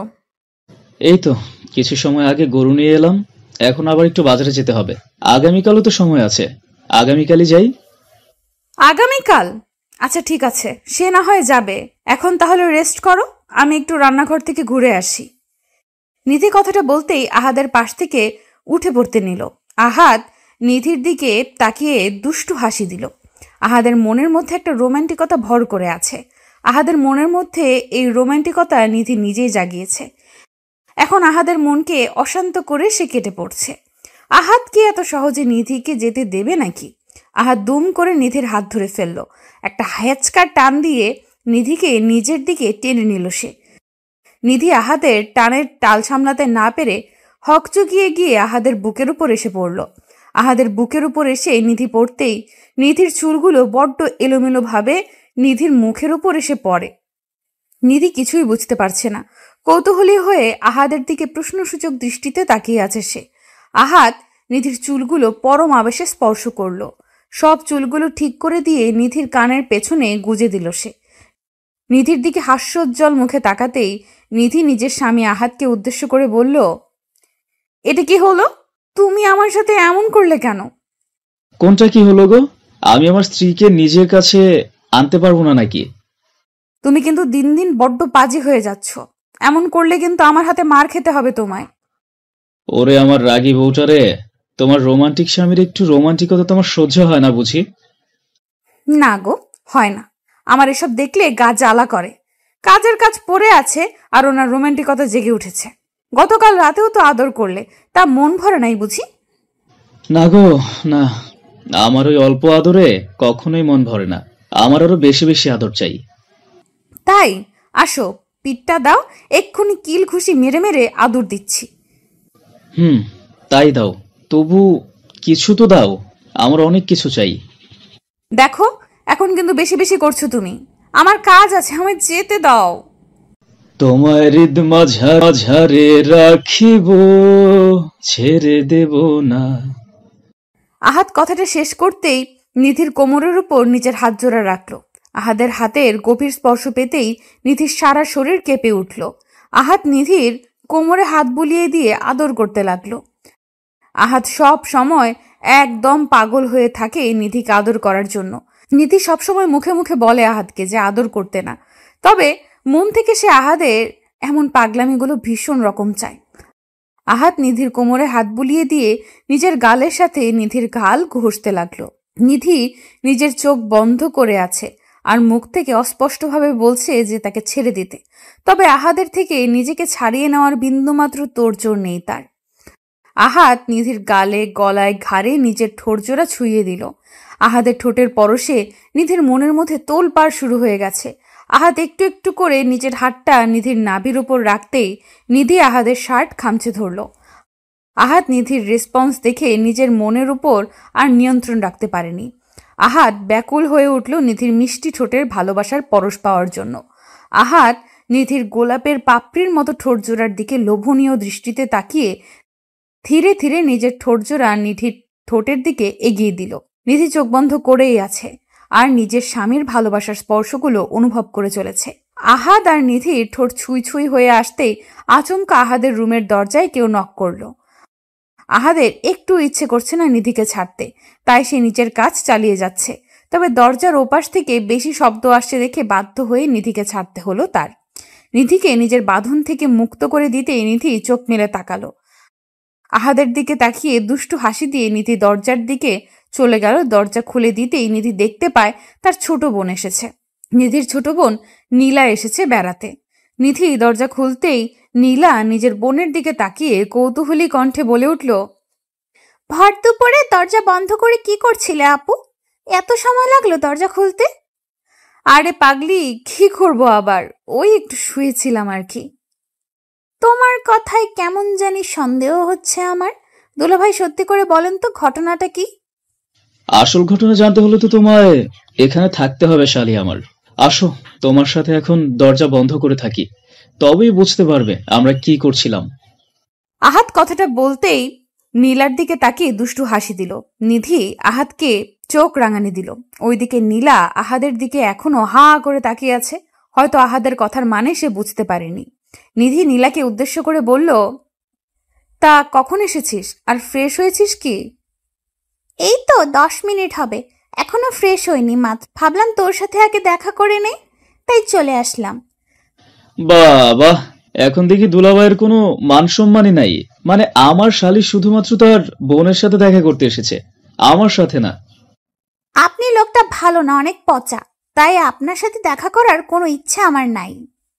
ও মা, তাই নাকি? তা আমি কি করেছি শালিকা আমার? বলো আমায়। আমার তো জানতে হবে যে আমি কি এমন কাজটা করে পচা হয়ে গেছি, তাই না? এই যে আমার বোনকে নিজের বাড়িতে আটকে রেখেছেন, এটা কি কম কথা নাকি? ওরে বাবারে, তাই? আচ্ছা যাও, ঠিক আছে, নিয়ে যাও তোমার বোনকে। আমিও দেখি কিভাবে নিয়ে যাও তুমি।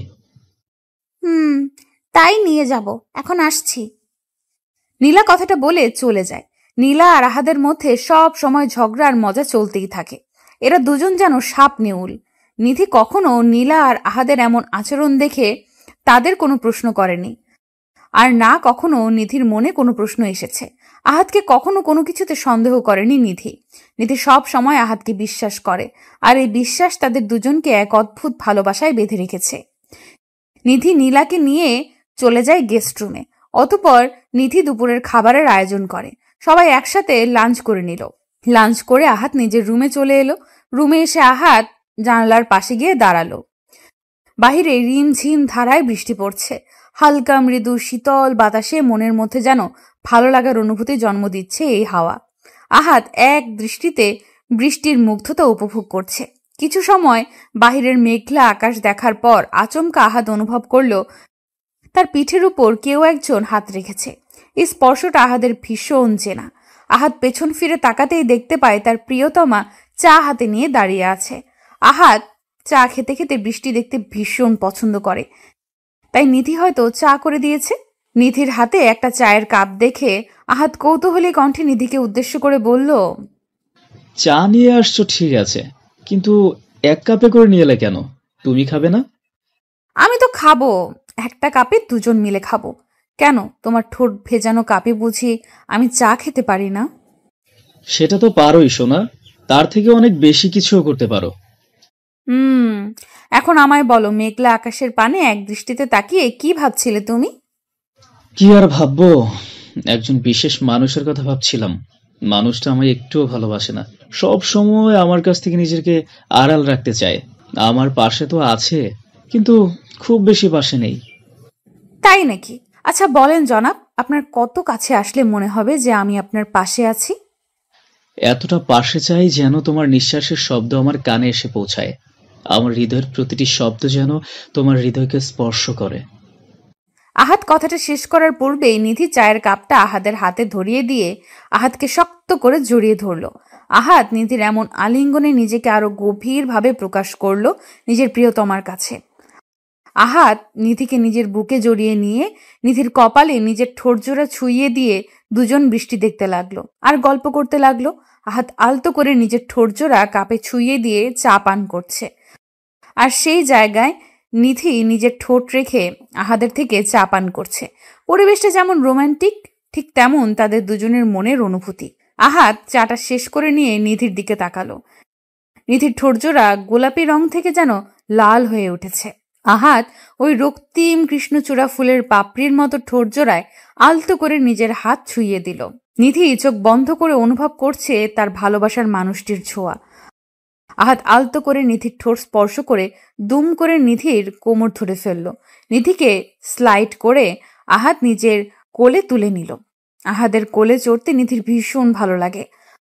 আহাদ নিধিকে নিজের সামনে ব্যালকনিতে বসিয়ে দিয়ে নিধির দিকে একটু এগিয়ে এসে পেছন থেকে নিধির কোমর জড়িয়ে ধরে নিধিকে উদ্দেশ্য করে নেশালো কণ্ঠে বলতে লাগলো, নিধি, আজকের এই আবহাওয়া, এই নীরব পরিবেশ, এই বৃষ্টির প্রতিটা ফোঁটা, মেঘাচ্ছন্ন আকাশ, সবকিছু দেখে তোমার মনের মধ্যে কি চাইছে?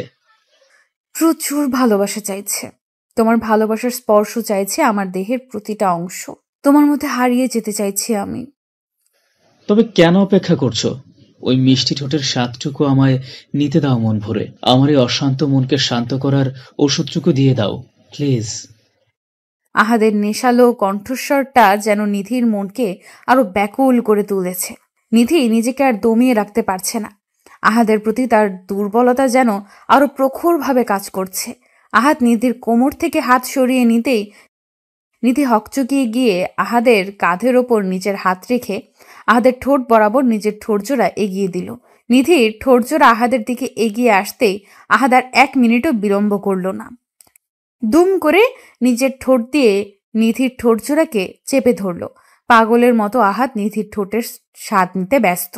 দুজন যেন আর নিজেদের মধ্যে নেই, হারিয়ে গেছে তারা কোনো এক ভিন্ন জগতে। আহাদ যেমন নিধিকে পাগলের মতো চুমু খাচ্ছে, ঠিক তেমনি নিধিও আহাদের প্রতিটা স্পর্শে সমানভাবে রেসপন্স করছে। কিছু সময় ধরে তাদের আদর পর্ব চলতেই আহাদ আলতো করে নিধির ঠোঁটজোড়া ছেড়ে দিল। নিধিকে কোলে তুলে নিয়ে আহাদ সোজা চলে যায় নিজেদের বিছানায়। নিধিকে বিছানায় পরম আবেশে শুইয়ে দিয়ে আহাদ নিধিকে পাগলের মতো আদর করতে লাগলো। আহাদের ভালোবাসার স্পর্শগুলো নিধি ব্যাপকভাবে সাড়া দিতে লাগলো। দুজন যেন আজ হারিয়ে গেছে অন্য এক দুনিয়ায়। ভালোবাসাকে পূর্ণতা দিতে তারা মরিয়া হয়ে উঠেছে। ঘণ্টাখানেক পর আহাদ ক্লান্ত হয়ে নিধির বুকে মাথা দিয়ে শুয়ে পড়ল। আহাদ ক্লান্ত হয়ে পড়তেই নিধি আলতো কণ্ঠে আহাদকে উদ্দেশ্য করে মুচকি হেসে বলল, কি গো, তোমার এখন হলো বুঝি? যদি ইচ্ছে ছিল না এত তাড়াতাড়ি আদর শেষ করতে, কিন্তু তোমার ছটফটানিতে আমি বাধ্য হলাম তোমাকে ছেড়ে দিতে। তাই নাকি ফাজিল? জানো, তোমার এই একবার আদর করাতে আমার কতবার হয়ে যায়, তারপরও বলো ইচ্ছে হয় না ছাড়তে। ইস রে, তাই নাকি? কতবার কি হয়ে যায় গো? যাও ফাজিল, তোমার দেখি একটুও লজ্জা নেই। তোমার সামনে আমি লজ্জা পেতে যাব কেন? তুমি কি আমার পাশের বাড়ির ভাবি নাকি? আমার একটা মাত্র আদরের বউ। আমি তোমার সামনে একদম লজ্জা পাই না, বুঝতে পেরেছ? লজ্জা পেতেও হবে না, কারণ লজ্জা নারীর ভূষণ, পুরুষের নয়। ও রে, এখন আবার ভূষণ নিয়ে এসেছ? দেখি দেখি লিপস্টিকটা দেখি। আমার এখন আবার এই ঠোঁটের পরশ চাই। এই না না, এই মাত্রই তো নিলে এই ঠোঁটের পরশ, আর দিতে পারবো না আমি। এখন ছাড়ো তো, ফ্রেশ হয়ে নিতে হবে তো। ফ্রেশ পরে হবে এখন আমায় আদর করতে দাও। আহাদ কথাটা শেষ করতেই পুনরায় নিধির ঠোঁটের দিকে এগিয়ে যায়। নিধি এবার আহাদকে বারণ করছে, কিন্তু আহাদ যেন কোনো কথাই শুনতে পাচ্ছে না। আহাদ জোর করে নিধির ঠোঁট নিজের দখলে নেওয়ার চেষ্টা করলো। নিধি আপন মনে আহাদের এমন পাগলামি দেখে ভীষণ হাসছে। হাসবে নাই বা কেন? এমন রোমান্টিক পাগল খজনের কপালে জোটে। আশেপাশে থাকা হাজার সম্পর্কের মধ্যে দেখা যায় কেউ হয়তো সম্পূর্ণরূপে সুখী নয়, আর সেই সকল সম্পর্কের থেকে আহাদ আর নিধির সম্পর্ক অধিক গুরুত্বপূর্ণ, কারণ তারা একে অপরের সাথে ভালো সুখী আছে। আহাদ নিধিকে আবার কিস করতে নিতেই আহাদের রুমে চলে আসে নিধির বোন। দরজায় নক করতেই নিধি আহাদের বুকে মৃদু ধাক্কা দিয়ে আহাদকে সরিয়ে দিয়ে বিছানা থেকে উঠে পড়ল। আহাদ নিধির দিকে তাকিয়ে মুখটা কুচকি নিয়ে বলতে লাগলো, এটা কি হলো? আমার শালিটা এমন শুরু করেছে কেন? মানে আমি আমার স্ত্রীকে একটু আদর করব, তাতেও সমস্যা? হ্যাঁ সমস্যা। সময় নেই, অসময় নেই, সব সময় আদর আদর করা একদম উচিত নয়। এখন আমি আমার বোনের সাথে গল্প করব, তুমি যাও ফ্রেশ হয়ে নাও। তোমার বোনটা কি ইচ্ছে করে একদম? আসছি ফ্রেশ হয়ে, তুমি ওকে একটু ওয়েট করতে বলো। তুমিও ফ্রেশ হয়ে নাও, কেমন? জি চলেন ফ্রেশ হয়ে নেই। নিধি নীলাকে বলল 5 মিনিট ওয়েট করতে। অতঃপর আহাদ নিধি একসাথে ফ্রেশ হতে চলে যায়। ভালোবাসা কত সুন্দর, তাই না? ভালোবাসা শুধু যে মনের মধ্যে সীমাবদ্ধ থাকে তা কিন্তু নয়। স্বামী স্ত্রীর ভালোবাসা সব সময় সব কিছুতেই শোভা পায়। ভালো থাকুক ভালোবাসা। মরে যাব, আমায় ধর্ষণ করিয়েন না প্লিজ। আমি ধর্ষণ করছি কোথায়? আমি তো তোমায় আদর করছি। আদর করছেন মানে? এটা আদরের নমুনা? আমার শরীর ব্যথা হয়ে গেছে, রক্ত বেরিয়ে গেছে, প্লিজ। এসব প্লিজ বলে কোনো লাভ নেই। আমি আমার কাজটা করে তারপরই তোমায় ছাড়বো। আপনি আমার চোখের জল দেখতে পাচ্ছেন? ভীষণ কষ্ট হচ্ছে আমার, একটু দয়া করুন। উফ, তুমি ভীষণ সেক্সি সোনা, তাই আমি নিজের উপর নিয়ন্ত্রণ রাখতে পারি না। ইচ্ছে করে মানে আরো করি তোমাকে। আপনি মানুষ নাকি অন্য কিছু? এটা তো পশুর মতো আচরণ করছেন কেন? এতটা পশুর মতো আচরণ করছেন কেন? ব্লাড বের হচ্ছে, দেখতে পাচ্ছেন? চুপ, ব্লাড বের করতেই তো এমন করছি। উফ, ব্লাড বের হচ্ছে মানে তুমি ভার্জিন, আর ভার্জিন মেয়েদের আদর করে অনেক বেশি মজা। এখন বিরক্ত করো না তো আমায়। আমাকে আমার কাজটা করতে দাও, আর আমার সাথে সমান তালে তাল মিলিয়ে আদর করার মজাটা নাও সোনা। বিছানায় শুয়ে চোখ জোড়া শক্ত করে বন্ধ করে আছে বৃষ্টি। বিছানা জুড়ে কিছু কিছু জায়গায় রক্তের দাগ লেগে আছে। সূর্যের সেইখানে বিন্দুমাত্র ভ্রুক্ষেপ নেই। সূর্য উন্মাদের মতো নিজের ইচ্ছে, নিজের শরীরের চাহিদা পূরণ করতে ব্যস্ত। বৃষ্টি এর আগে অনেকটা চিৎকার করেছে, তাই এখন আর চিৎকার করতে পারছে না। মুখ বুজে সহ্য করছে সবটা। কিন্তু বৃষ্টির এই নিশ্চুপ হয়ে সহ্য করাটা সূর্যের ভীষণ অপছন্দ হলো। সূর্য আরো রেগে গিয়ে বৃষ্টিকে ফ্ল্যাট করে কোমরে চেপে ধরে ফিসফিস করে বলল, কি হয়েছে? সুখ পাচ্ছ না? রেসপন্স কেন পাচ্ছি না আমি? আপনার পায়ে পড়ি, বিশ্বাস করুন, আমার ভীষণ কষ্ট হচ্ছে। দয়া করে আমায় নিস্তার দিন প্লিজ। বৃষ্টি আর কিচ্ছু বলতে পারল না। অতিরিক্ত রক্তক্ষরণের কারণে সে নিজের জ্ঞান হারিয়ে ফেলে। বৃষ্টি জ্ঞান হারিয়ে ফেলতেই সূর্য নিজের হুঁশে ফিরল। এইসব কি করছি আমি? বৃষ্টির লাইফটা, কথাটা আপন মনে বলে আটকে উঠল সূর্য। সূর্য বৃষ্টির শরীরের উপর থেকে উঠে পড়ল। বিছানা জুড়ে ছড়িয়ে আছে রক্তের দাগ। সূর্য রক্ত দেখে নিজের মাথা ঠিক রাখতে পারল না। ভীষণ খারাপ লাগছে তার। মনে হচ্ছে মাথাটা ঘুরে এক্ষুনি পড়ে যাবে সে। সূর্য একটু চোখ বড় বড় করে নিঃশ্বাস নিল। নিঃশ্বাস নিয়ে সূর্য বৃষ্টির উন্মুক্ত শরীরটা একটা চাদর দিয়ে ঢেকে দিল। সূর্য কিছু পরিমাণে পানি নিয়ে বৃষ্টির মুখের উপর ছিটকে দিল। মুখে পানি পড়তেই বৃষ্টির জ্ঞান ফিরে এলো। চোখ জোড়া বন্ধ রেখে বৃষ্টি সূর্যকে উদ্দেশ্য করে বলতে লাগলো, প্লিজ সূর্য, আমায় ছেড়ে দিন, আমার কষ্ট হচ্ছে, প্লিজ। চোখের পাতার উপর নোনা জল প্রায় শুকিয়ে গেছে বৃষ্টির। সূর্য বৃষ্টির গালে আলতো করে নিজের 2 হাত রেখে বৃষ্টিকে নাড়া দিতে দিতে বলতে লাগলো, এই বৃষ্টি বৃষ্টি, ওঠো, কি হয়েছে তোমার? বলো আমায় বৃষ্টি। বৃষ্টি চোখের পাতা জোড়া অনেক কষ্ট করে খুলল। বৃষ্টি চোখের পাতা খুলতেই সূর্যকে দেখে ভয়ে আটকে উঠে। বৃষ্টি সূর্যের সামনে থেকে কয়েক গজ দূরে সরে যেতে নিতেই চেষ্টা করতেই বুঝতে পারল তার শরীরে ভীষণ ব্যথা অনুভব হচ্ছে। বৃষ্টি নড়াচড়া করতে পারছে না। সূর্য বৃষ্টির ভয়কে বুঝতে পেরে বৃষ্টিকে উদ্দেশ্য করে শান্ত গলায় বলতে লাগলো, ভয় পাচ্ছ আমায়? আমাকে ভয় পেতে হবে না। আমি সত্যি কিছু বলার মতো অবস্থায় নেই। আমি বুঝতে পারি না এতক্ষণে কি হয়েছে। আমি একটা ঘোরের মধ্যে ছিলাম, সত্যি বলছি। আমাকে ক্ষমা করে দাও তুমি। সূর্য, আমাকে একটু হসপিটালে নিয়ে যাবেন? প্রচন্ড ব্যথা করছে আমার, আর ব্লিডিং হচ্ছে খুব। বৃষ্টির কথাটা যেন সূর্যের মনের মধ্যে বিঁধে গেছে। 1 সেকেন্ডের জন্য সূর্য নিজেকে রাস্তার ছেলের সাথে তুলনায় নামিয়ে ফেলল। সূর্য কোনো কথা বলল না। চোখ জোড়া রক্তবর্ণ ধারণ করে আছে তার। ছলছল দৃষ্টি প্রকাশ করছে তার মনের মধ্যে থাকা অনুশোচনাগুলো।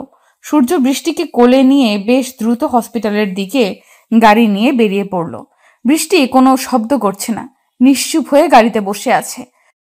সূর্য গাড়িটা দ্রুত গতিতে ড্রাইভ করে হসপিটালে এসে বৃষ্টিকে কোলে নিয়ে জরুরি বিভাগে ছুটে চলে যায়। বৃষ্টিকে বেডে শুইয়ে দিয়ে সূর্য চিৎকার করে ডক্টরকে ডাকতে লাগলো। ডক্টর এসে বৃষ্টিকে দেখে জরুরি অপারেশনের ব্যবস্থা করলো। সূর্য অপারেশন কেবিনের বাহিরে হতাশা নিয়ে বসে অপেক্ষা করছে আর নিজেকে নানা ধরনের দোষারোপ করছে। আজ যদি বৃষ্টির কথায় সে উন্মাদ না হতো তবে আজ এমনটা হতো না। ঘটনার সূত্রপাত হলো বৃষ্টি সূর্যের মামাতো বোন। সূর্যদের বাড়ি এসেছিল বেড়াতে। সূর্য বৃষ্টিকে বেশ পছন্দ করে, বৃষ্টিও সূর্যকে পছন্দ করে, তবে মুখে কেউ কখনো কাউকে সেটা বলার সুযোগ পায়নি। আজ বৃষ্টি সূর্যের রুমে এসে খাটের তলা থেকে একটা মদের বোতল দেখতে পায়। সূর্য একটু একটু মদ্যপান করে। বৃষ্টি সেই বোতলটা পুরো সাবার করে। নেশায় আসক্ত বৃষ্টি মদ খেয়ে মাতালদের মতো করতে থাকে। সূর্য বৃষ্টিকে মাতলামি করতে দেখে বিষয়টা আঁচ করতে পারে, কিন্তু বৃষ্টি সূর্যকে নানাভাবে ফোর্স করতে থাকে। সূর্য প্রথমে বৃষ্টিকে অনেকবার বোঝানোর চেষ্টা করার পরেও বৃষ্টি কোনো কথা শোনেনি। অতঃপর সূর্য আর নিজেকে নিয়ন্ত্রণ করতে পারল না। বৃষ্টিকে আদরে আদরে ভরিয়ে দিতে লাগলো সে। অতঃপর কি হলো তা তো দেখতেই পেলেন। সূর্য কিছু সময় অপেক্ষা করতেই ডক্টর বাহিরে এসে সূর্যের দিকে তীক্ষ্ণ দৃষ্টিতে তাকালো। সূর্য বসা থেকে উঠে দাঁড়াতেই ডক্টর সূর্যকে উদ্দেশ্য করে বলল, পেশেন্ট আপনার কি হয়? কেন ডক্টর, কি হয়েছে? সব ঠিক আছে তো? মানে বৃষ্টির কোনো ক্ষতি হয়নি তো? প্রশ্নের বিপরীতে আমি প্রশ্ন করা পছন্দ করি না, উত্তর দিন। ও আমার স্ত্রী, বলুন কি হয়েছে? ও ঠিক আছে, আপনার স্ত্রী সামান্য ইনজুরি পেয়েছে, সমস্যা নেই, ঠিক হয়ে যাবে। আসলে আমরা গাইনি বিভাগের ডাক্তাররা এমন কেস প্রায় পেয়ে থাকি। ছেলেমেয়েরা বিয়ের আগে অবৈধ সম্পর্ক করে অনেক সেম কেস নিয়ে আসে। আপনি রাইট টাইমে আসতে পেরেছেন, তা না হলে রক্তক্ষরণে হার্ট অ্যাটাক হয়ে আপনার স্ত্রীর মৃত্যু পর্যন্ত হতে পারত। পরবর্তীতে একটু সাবধান, আপনার স্ত্রীর একটুর জন্য রক্ষা পেয়েছে। একটু সাবধান, কেমন? ডক্টরের কথা শুনে সূর্য যেন প্রাণ ফিরে পেল। সূর্য একটা দীর্ঘশ্বাস ছেড়ে বৃষ্টিকে দেখতে ছুটে কেবিনের দিকে চলে যায়। বৃষ্টি বেড়ে নিশ্চুপ হয়ে শুয়ে আছে। সূর্য কেবিনে আসতেই বৃষ্টি সূর্যের দিক থেকে মুখ ফিরিয়ে অন্যদিকে মুখ ঘুরিয়ে নিল। সূর্য বিষয়টা বুঝতে পেরে বৃষ্টির কাছে এসে বসল। মাথাটা নিচু করে বৃষ্টিকে উদ্দেশ্য করে বলল সূর্য, বৃষ্টি, আমি সত্যি লজ্জিত। আমি চাইনি। সূর্যকে থামিয়ে দিয়ে বৃষ্টি বলতে লাগলো, থামুন প্লিজ, আপনার কথাগুলো আমার সহ্য হচ্ছে না। একদিন হসপিটালে থাকার পর বৃষ্টিকে হসপিটাল থেকে ছাড়া হলো। বৃষ্টি বাড়ি এসে নিজের ব্যাগ গুছিয়ে নিল। এখন মোটামুটি সুস্থ বৃষ্টি। সূর্য বৃষ্টিকে নিয়ে বাড়ি ফিরতেই সবাই হাজারটা প্রশ্ন শুরু করে দিল। সবাই জানতে চাইতে লাগলো বৃষ্টি কোথায় ছিল গতকাল রাতে, আর সূর্যই বা কোথায় ছিল। কিন্তু সূর্য সত্যিটা সবাইকে বলতে পারল না। মিথ্যা বলল যে গতকাল তারা একটু ঘুরতে গেছিল। বাড়ির লোক আর কোনো কথা বলল না। রুমে এসে সূর্য ফ্রেশ হয়ে নিতেই বাহির থেকে চিৎকার চেঁচামেচির শব্দ আসতে লাগলো। সূর্য বিচলিত হয়ে দৌড়ে ছুটে বাহিরে চলে আসে। বাহিরে আসতেই সূর্য দেখতে পায় বৃষ্টি তৈরি হয়ে বেরিয়ে যাচ্ছে, আর বাড়ির সবাই বৃষ্টিকে আটকাতে মরিয়া হয়ে চেষ্টা করছে। সূর্য বৃষ্টির দিকে কিছু সময় তাকিয়ে থেকে পেছন থেকে এগিয়ে গিয়ে বৃষ্টির হাত ধরল। বৃষ্টি সূর্যের স্পর্শ পেতেই থমকে দাঁড়ালো। সূর্য মৃদু কণ্ঠে বলল, বৃষ্টি, তুমি এভাবে চলে যাচ্ছ কেন? সবাই যেতে বারছে, একটু সকলের কথা ভেবে। সূর্যকে থামিয়ে দিয়ে বৃষ্টি ভারী কণ্ঠে বলল, সবার কথা রাখা আমার পক্ষে সম্ভব নয়। আর এত কিছু হয়ে যাবার পরেও আমি এ বাড়িতে থাকবো, সেটা কাল্পনিক। তাছাড়া এই বাড়িতে না থাকার যথেষ্ট কারণ আছে। কি কারণ বলো আমায়, বিশ্বাস করো আমি সেই কারণটা বদলে দিব, প্লিজ।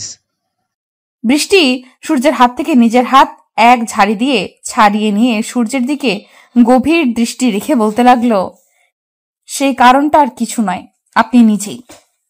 বৃষ্টির কথা শুনে সূর্যের কোনো পরিবর্তন দেখা গেল না। সূর্য মাথাটা নিচু করে নিছক হাসির রেখা নিজের ঠোঁটের কোণে এঁকে বৃষ্টিকে উদ্দেশ্য করে বলল, এই সামান্য ব্যাপারটার কারণে মানে তুমি চলে যেতে চাইছো? ঠিক আছে বৃষ্টি, তুমি থাকো, আমি বেরিয়ে যাচ্ছি। আজকের দিনের সময়টা কি পাবো আমি? মানে আমার সবকিছু গোছাতে একটু সময় লাগবে, শুধু আজকের দিনটা। কাল সকাল হতেই চলে যাব আমি। থাক, দরকার নেই। আপনি চলে গেলে বাড়ির লোক নানা কথা বলবে। ঘরের ছেলে ঘরে থাকুক, আমি চলে যাচ্ছি। আরে না, কিছু বলবে না। আমি ট্যুরের কথা বলে বেরিয়ে যাব, আর ততদিন ফিরবো না যতদিন তুমি আছো। ওকে। এবার খুশি তো তুমি? আমার খুশি? যেখানে আমার জীবনটা নরক করে দিয়েছেন কয়েক মুহূর্তে, সেখানে আমার খুশির কথা চিন্তা করা আপনাকে শোভা দেয় না। বৃষ্টি কথাটি শেষ করে হনহন করে রুমের দিকে চলে যায়। সূর্যের চোখের সামনেটা আধার হয়ে আসছে। এই আধার হয়ে আসার কারণ হলো জল। নোনা জল সূর্যের চোখের পাতা ভারী করে দিয়েছে। ছলছল চোখে সূর্য সবার আড়ালে নিজের রুমে চলে আসে। মনের মধ্যে একটা প্রশ্ন ঘুরছে সূর্যর। সূর্য ভাবছে, আমি তো কোনো ভুল করিনি, আমি তো নিজের ইচ্ছায় বৃষ্টির সাথে কিছু করিনি, বরং বৃষ্টি নিজেই আমার কাছে এসেছে, আমায় জোর করেছে। মানছি আমায় নিজের জ্ঞানে থাকা উচিত ছিল, আমি পারিনি, তাই বলে সব কিছুর জন্য আমাকে সাজা দেওয়ার মানে কি? সূর্য কথাটা ভাবতেই বৃষ্টির কথা মনে পড়ে যায় তার। বৃষ্টি যদি তাকে দূরে রেখে এমন অবহেলা করে শান্তি পায়, তবে বৃষ্টির শান্তির জন্য সব কিছু সে করতে পারবে। ভাইয়া, কোথায় যাচ্ছেন? আসলে আজ আমার একটা ট্যুর আছে কিছুদিনের জন্য, তাই বের হচ্ছিলাম। ভাইয়া, আমরা তো আর অল্প কয়েকদিন আছি, এই কয়দিন না হয় এখানেই থেকে যান। আমরা চলে গেলে বরং আপনিও চলে যাবেন। তোমরা যাওয়ার আগেই আমি ফিরে আসবো, সো টেনশন করিও না। সূর্যের কথা শেষ হতে পেছন থেকে বৃষ্টি বেশ শব্দ করে বলতে লাগলো, আপনি যে চলে যাচ্ছেন, আমার কিছু কথা আছে আপনার সাথে। বৃষ্টির কথা শুনে সূর্য পেছন ফিরে দৃষ্টিপাত করলো। বৃষ্টির উদ্দেশ্যে সূর্য বলতে লাগলো, হ্যাঁ বলো, কি বলবে? বলার মতো অনেক কথা আছে, তবে এখানে নয়, আমি একান্তে। রুমে চলো। সূর্য বৃষ্টিকে থামিয়ে দিয়ে রুমে চলে যায়। আসলে সূর্যের বাড়ি ছেড়ে চলে যেতে মোটেও কষ্ট হচ্ছে না। আসল কষ্টটা হচ্ছে এই ভেবে যে বৃষ্টি তাকে অবহেলা করছে। ভালোবাসার মানুষটি যখন অবহেলা করে তখন কলিজার মধ্যে লাগে আঘাতটা। সূর্য রুমে এসে বসতেই বৃষ্টি রুমে এসে দরজাটা বন্ধ করে দিল। সূর্য বৃষ্টির কাজে একটু অবাক হলো। সূর্য অবাক হয়ে বৃষ্টিকে উদ্দেশ্য করে বলতে লাগলো, এ কি করছো? দরজা বন্ধ করছো কেন? কিছু হারানোর ভয় নেই, আর যা ছিল তা আপনি নিয়ে নিয়েছেন। দেখো বৃষ্টি, আমি মানছি যে আমি ভুল করেছি, তবে সেখানে আমার যতটা দোষ ছিল ঠিক ততটা তোমারও ছিল। এক হাতে কখনো তালি বাজে না, তবুও তুমি এককভাবে আমায় দোষারোপ করলে। চলে যেতে বললে আমাকে তোমার সামনে থেকে। সমস্যা নেই, চলে না হয়ে যাব, তবে একটা কথা, এই মনের মধ্যে থেকে কি করে সূর্যকে বাহির করবে বলতে পারো? সূর্যের কথায় অবাক হয়ে বৃষ্টি বলল, আমার মনের মধ্যে আপনি আছেন, সেটা আপনি জানেন কি করে? তোমার মনটা হয়তো সবটা আড়াল করে, তবে চোখ জোড়া তো তা করে না। ওই চোখে আমি স্পষ্ট দেখতে পেয়েছি আমার ছবি, তাই আমি জানি। এখন কি করব? আমি পারছি না তো নিজেকে বোঝাতে, পারছি না আপনার করা আচরণগুলোকে ভুলে যেতে। তাড়িয়ে দাও আমায় নিজের জীবন থেকে, অনেক দূরে, অনেক দূরে তাড়িয়ে দাও আমাকে। পারছি না তো তাড়িয়ে দিতে, কি করব আমি বলে দিন? কেন পারছো না? কষ্ট হচ্ছে তো, ভীষণ কষ্ট হচ্ছে। আমার বুকটা ফেটে যাচ্ছে, মনে হচ্ছে আপনাকে ছাড়া আমি বেঁচে থাকতে পারবো না। কেন কষ্ট হচ্ছে? আমায় তো তুমি ভালোবাসো না, তবে কেন কষ্ট হচ্ছে তোমার? ভালোবাসি তাই। আমি আপনাকে ভালোবাসি ভীষণ। কথাটা বলতেই বৃষ্টি লজ্জায় মাথা লুকিয়ে নিল। সূর্য মুচকি হাসি দিয়ে বৃষ্টির লজ্জা মাখা মুখটার দিকে গভীর দৃষ্টি রাখল। অপরূপ সুন্দরী এক নারী তার সামনে দাঁড়িয়ে আছে, নিজেকে ইচ্ছা করলেও নিয়ন্ত্রণ করা দায়। এই সুন্দরীর মাঝে সারা জীবন ধরে ডুবে থাকলেও কম হবে। এই সুন্দরী তার গল্পের পরী, যাকে নিয়ে কয়েক কোটি গল্প লিখেছে সূর্য। সূর্য বৃষ্টির দিকে একটু এগিয়ে এসে বৃষ্টির থুতনিটা ধরে আলতো করে বৃষ্টির মুখটা তুলে দিল। বৃষ্টি ভীষণ লজ্জা পাচ্ছে।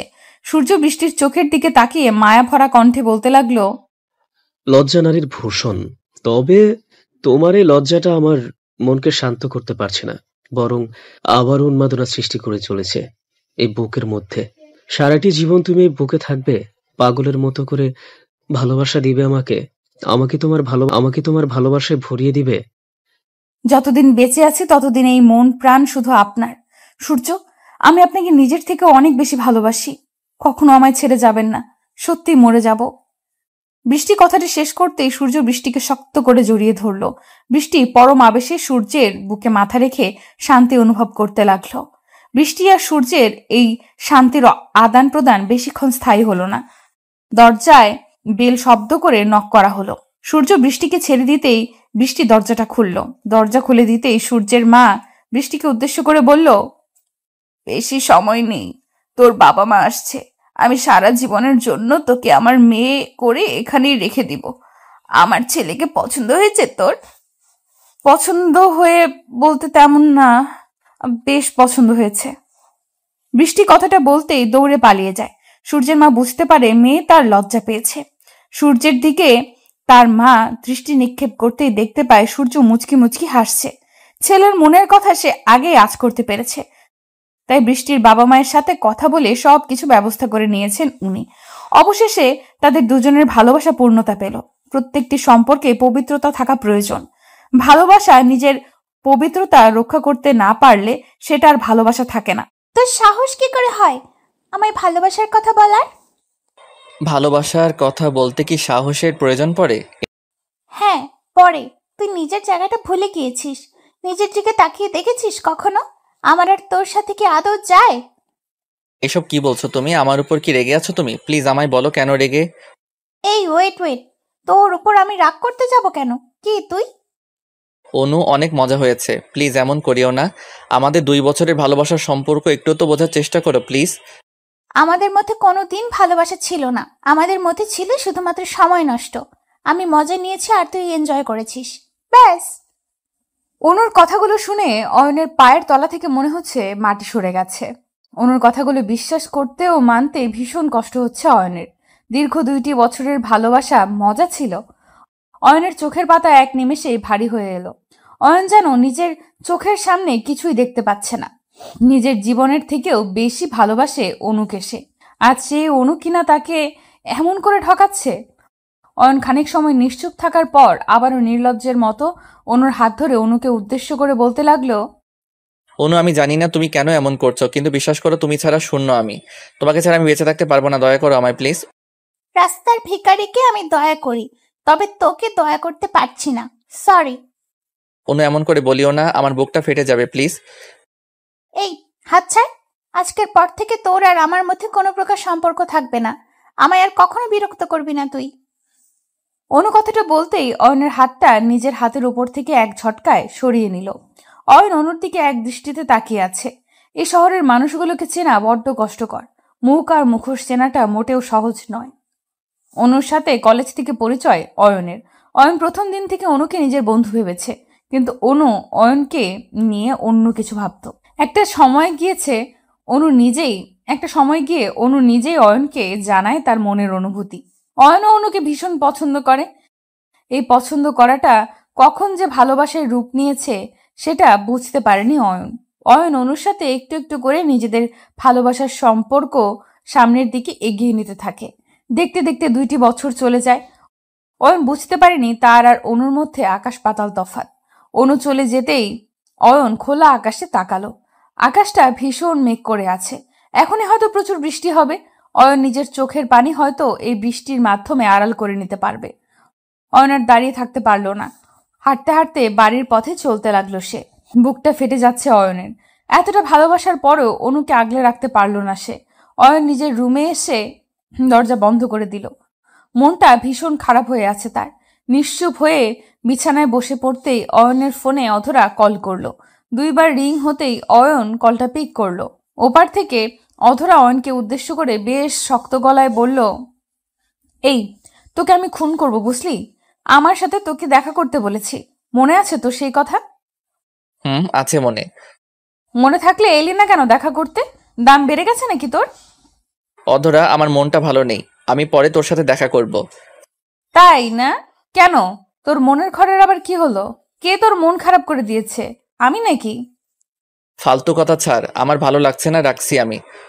অয়ন কথাটা বলতেই অধরার মুখের ওপর কলটা কেটে দিল। অয়নের বুকের মাঝে যেটা চলছে সেটা শুধুমাত্র অয়ন বুঝছে। অন্য কেউ অয়নের বুকের কষ্টটা বুঝতে পারবে না। অয়ন ফোনটা সাইডে রেখে দিয়ে আপন মনে অনুর কথা ভাবতে লাগলো। একটা মেয়ে তাকে ভালোবাসার নামে এমন প্রতারণা করতে কি করে পারলো? কিছুই ভাবতে পারছে না অয়ন। অয়নের চোখ থেকে নোনা জল গড়িয়ে পড়ছে। অয়ন আপন মনে নিজের চোখ থেকে নোনা জল ফেলছে আর অনুর কথা ভাবছে। কিছু সময় অনুর কথা ভাবতেই হঠাৎ করে অয়নের কানে ভেসে এলো অধরার কণ্ঠস্বর। অধরার কণ্ঠস্বরটা অয়নের কানে আসতেই অয়ন চমকে উঠল। তার মানে কি অধরা অয়নের বাড়ি চলে এসেছে? অয়ন বিছানার উপর থেকে উঠে দাঁড়াতেই অধরা অয়নের রুমে হকচকিয়ে চলে এলো। অধরা অয়নের রুমে এসে দুম করে অয়নের উপর ঝাঁপিয়ে পড়ল। অয়ন কিছু বুঝে ওঠার আগেই অধরা অয়নের শার্টের কলার চেপে ধরে রাগে গজগজ করতে করতে অয়নকে উদ্দেশ্য করে বলল, তোকে এখন ইচ্ছে করছে মেরে ফেলতে। আমায় এত কষ্ট দিস কেন রে তুই? আমার কথা কি তোর মনে থাকে না? অধরা, শান্ত হয়ে কথা বল, আমার শার্টের কলারটা ছাড়। ছাড়বো না। আমি শান্ত হয়ে কথা বলতে পারছি না। তুই আমার সাথে এমন করিস কেন? কি করেছি আমি? তুই কি করবি? আমার মন খারাপ ছিল তাই তোর সাথে দেখা করতে পারিনি। আচ্ছা বল, কেন মন খারাপ হয়েছে? কি হয়েছে সত্যি করে বল। কিছু হয়নি, সব ঠিক আছে, বাদ দে সেসব কথা। কি কথা বলতে এত জরুরি তলব করেছিস বল এখন। সব কথা তোকে বলতে হবে কেন? তুই কি আমার চোখের ভাষা পড়তে জানিস না? কি সব পাগলের মতো কথা বলছিস তুই? মাথা ঠিক আছে তো তোর? আমার মেজাজ খারাপ করিস না। কাজের কথা বললে বল, না হলে যা। আমার কথা তো তোর কাছে গুরুত্বহীন মনে হয়। শোন অয়ন, আমি কিন্তু লজ্জার দোহাই দিচ্ছি না। আমি তোকে ভালোবাসি, সরাসরি বললাম। ভুল করেও না করিস না, কারণ আমি না শব্দটা শুনতে পারি না। অধরার কথা শুনে অয়ন চমকে উঠল। অয়ন সবসময় অধরাকে নিজের বন্ধু ভেবে এসেছে। অধরা হঠাৎ করে অয়নকে প্রপোজাল দিবে এমন কিছুই অয়ন কখনো আশা করতে পারেনি। অয়ন অধরার কথায় খানিকটা চমকে গিয়ে অধরাকে উদ্দেশ্য করে কৌতূহলী কণ্ঠে বলল, আমার সাথে মজা করছিস তুই? দেখ, আমার কিন্তু মন মাইন্ড এমনিতেই ভালো নেই, তাই আমার সাথে কোনো প্রকার ফাইজলামি করিস না প্লিজ। আমি তোর সাথে ফাজলামি করব কেন? আমি সত্যিই তোকে ভালোবাসি, বিশ্বাস কর আমায়। আমি তোকে ছাড়া বাঁচতে পারবো না। অধর, আমি তোকে কখনো ওসব ভেবে দেখিনি। তুই আমার বন্ধু ছিলে, আছিস আর বন্ধুই থাকবি। Shut up! আমি তোর বন্ধু হয়ে থাকতে পারবো না। আমি তোর প্রিয়জন হতে চাই, মানে চাই। এবার তোর ইচ্ছে থাকুক বা না থাকুক, আই ডোন্ট কেয়ার। পাগলামি করতেই পারবি তুই, কিন্তু তোর এই পাগলামিতে সবটা বদলে যাবে না। কি বদলে যাবে আর কি বদলাবে না সেটা আমি নির্ণয় করেই এসেছি। তোকে আমি দরকার পড়লে জোর করে হলেও আমার করেই ছাড়বো। অধরা কথাটা বলতেই অয়নের সামনে থেকে চলে যায়। অয়ন অবাক হয়ে অধরার চলে যাওয়ার দিকে এক দৃষ্টিতে তাকিয়ে আছে। অধরা হঠাৎ করে এমন কথা বলতে পারে হয়তো অয়ন আশা করতে পারেনি, কিন্তু অয়ন এটাই বুঝতে পারছে না অধরার মনের মধ্যে হঠাৎ করে এইসব চিন্তা কেমন করে এলো। অধরা তো কাউকে কখনো ভালোবাসতে পারেই না, কারণ এতটা বছরের বন্ধুত্বের সম্পর্কের মধ্যে অয়ন একটিবারও শোনেনি অধরা কাউকে ভালোবাসে। অধরাও কি অনুর মতো করে তাকে নিয়ে মজা করতে এসেছে? অনুর কথা ভাবতেই অয়ন আবার শান্ত হয়ে গেল। অনুর সাথে শেষ কথা বলার পর আর একটিবারও অয়ন অনুকে কল করেনি। বোবা মনের ইচ্ছে হলো ভীষণ অনুর সাথে একটু কথা বলতে।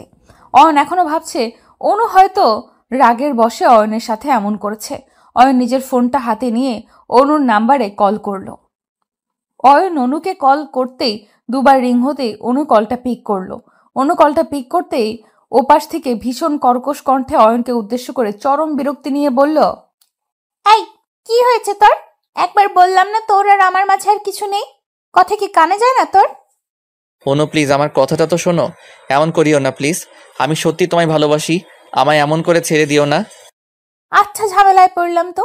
আমি কি তোকে বলেছি যে তুই আমায় ভালোবাসিস না? আমি বলেছি তোকে আমি ভালোবাসি না। আমাকে আর জ্বালাতে কল করবি না।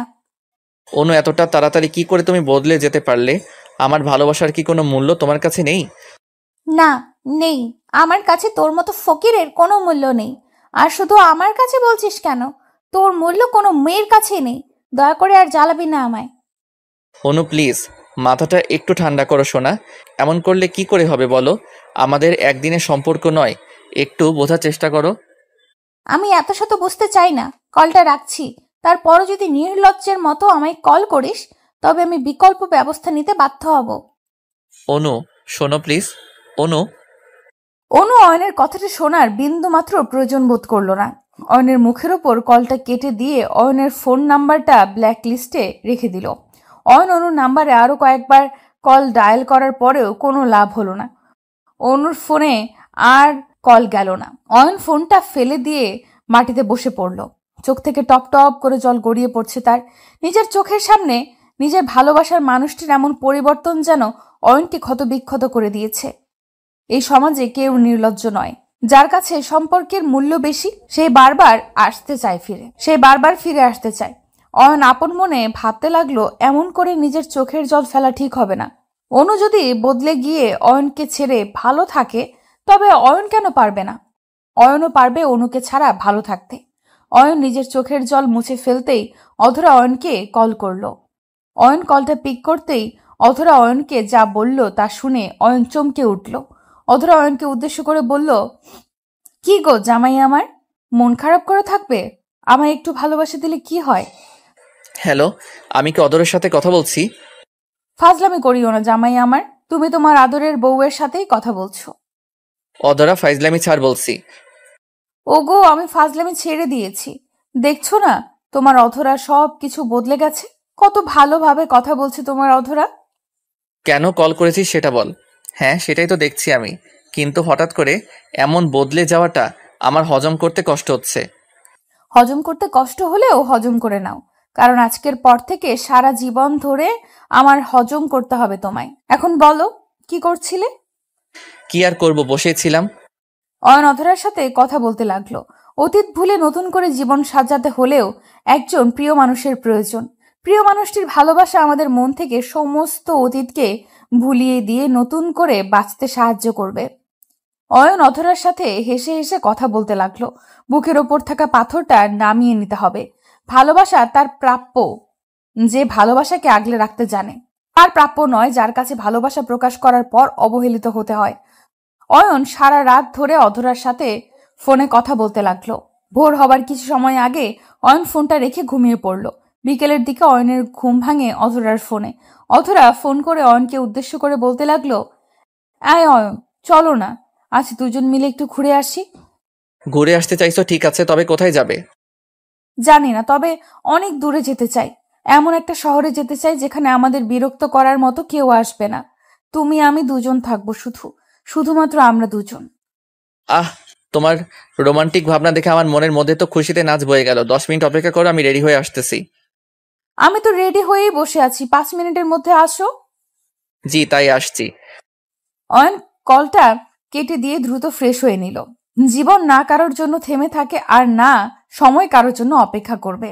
জীবন তার আপন গতিতে ছুটে চলবে, শুধু অপেক্ষা হচ্ছে সঠিক মানুষ লাইফে আসার। অয়ন ফ্রেশ হয়ে নিয়ে অধরার বাড়ির সামনে চলে যায়। অধরার বাড়ি এসে অয়ন অধরাকে নিজের বাইকের পেছনে বসিয়ে ছুটে যায় অজানায়। অয়নের সাথে আজ অধরার প্রথম এতটা কাছাকাছি বসে কোথাও বেড়াতে যাওয়া। অধরা অয়নকে পেছন থেকে শক্ত করে জড়িয়ে ধরে আছে। কিছু দূর গাড়ি চলার পর অয়ন অধরাকে উদ্দেশ্য করে বলল, আচ্ছা আমরা তো অনেকটা পথ চলে এসেছি, এখন কি থামবো নাকি আরো চলবো? তোমার আর আমার ভালোবাসার পথের কি শেষ আছে? এই পথ কোনোদিন শেষ হবে না। পাগলি একটা। শোনো, সামনে ফুচকার দোকান আছে, ওখান থেকে চলো ফুচকা খেয়ে নেই। ফুচকার কথা শুনে অয়ন খুশিতে গদগদ হয়ে গেল। কতদিন হয়েছে অধরা ফুচকা খায়নি, আজ অয়নকে সাথে নিয়ে ফুচকা খাবে সে। অধরা খুশিতে গদগদ হয়ে অয়নকে উদ্দেশ্য করে বলল, এই সত্যি তুমি ফুচকা খাবে? জি সত্যি খাবো। কেন, তোমার সাথে ফুচকা খেলে কি পাপ হবে নাকি? আরে বোকা, সেটা বললাম কখন? তুমি তো সচরাচর ফুচকা খাও না, আজ খেতে চাইছো তাই জিজ্ঞেস করলাম। রোজকার সময় তো আমি আমার বান্ধবীর সাথে আসি, তাই খেতে চাইতাম না। তবে আজ তো হবু স্ত্রীর সাথে এসেছি, তাই সব চলবে। অয়ন কথাটা বলতেই দুষ্টু হাসি দিল। অয়নের ঠোঁটের কোণে এই দুষ্টু হাসির ঝলকটা দেখে অধরা অয়নকে জড়িয়ে ধরে অয়নকে গালে নিজের ঠোঁট জোড়া ছুঁইয়ে দিয়ে আলতো করে চুমু খেল। ভালোবাসা শব্দটা বোঝার ক্ষমতা সবার মধ্যে থাকে না। ভালোবাসা বোঝার জন্য একটা ভালো মন প্রয়োজন, যে মনটার অধিকারী সকলে হতে পারে না। প্রতিদিন ভালোবাসার নতুন নতুন গল্প পেতে চ্যানেলটি সাবস্ক্রাইব করে পাশে থাকা বেল বাটনে ক্লিক করুন।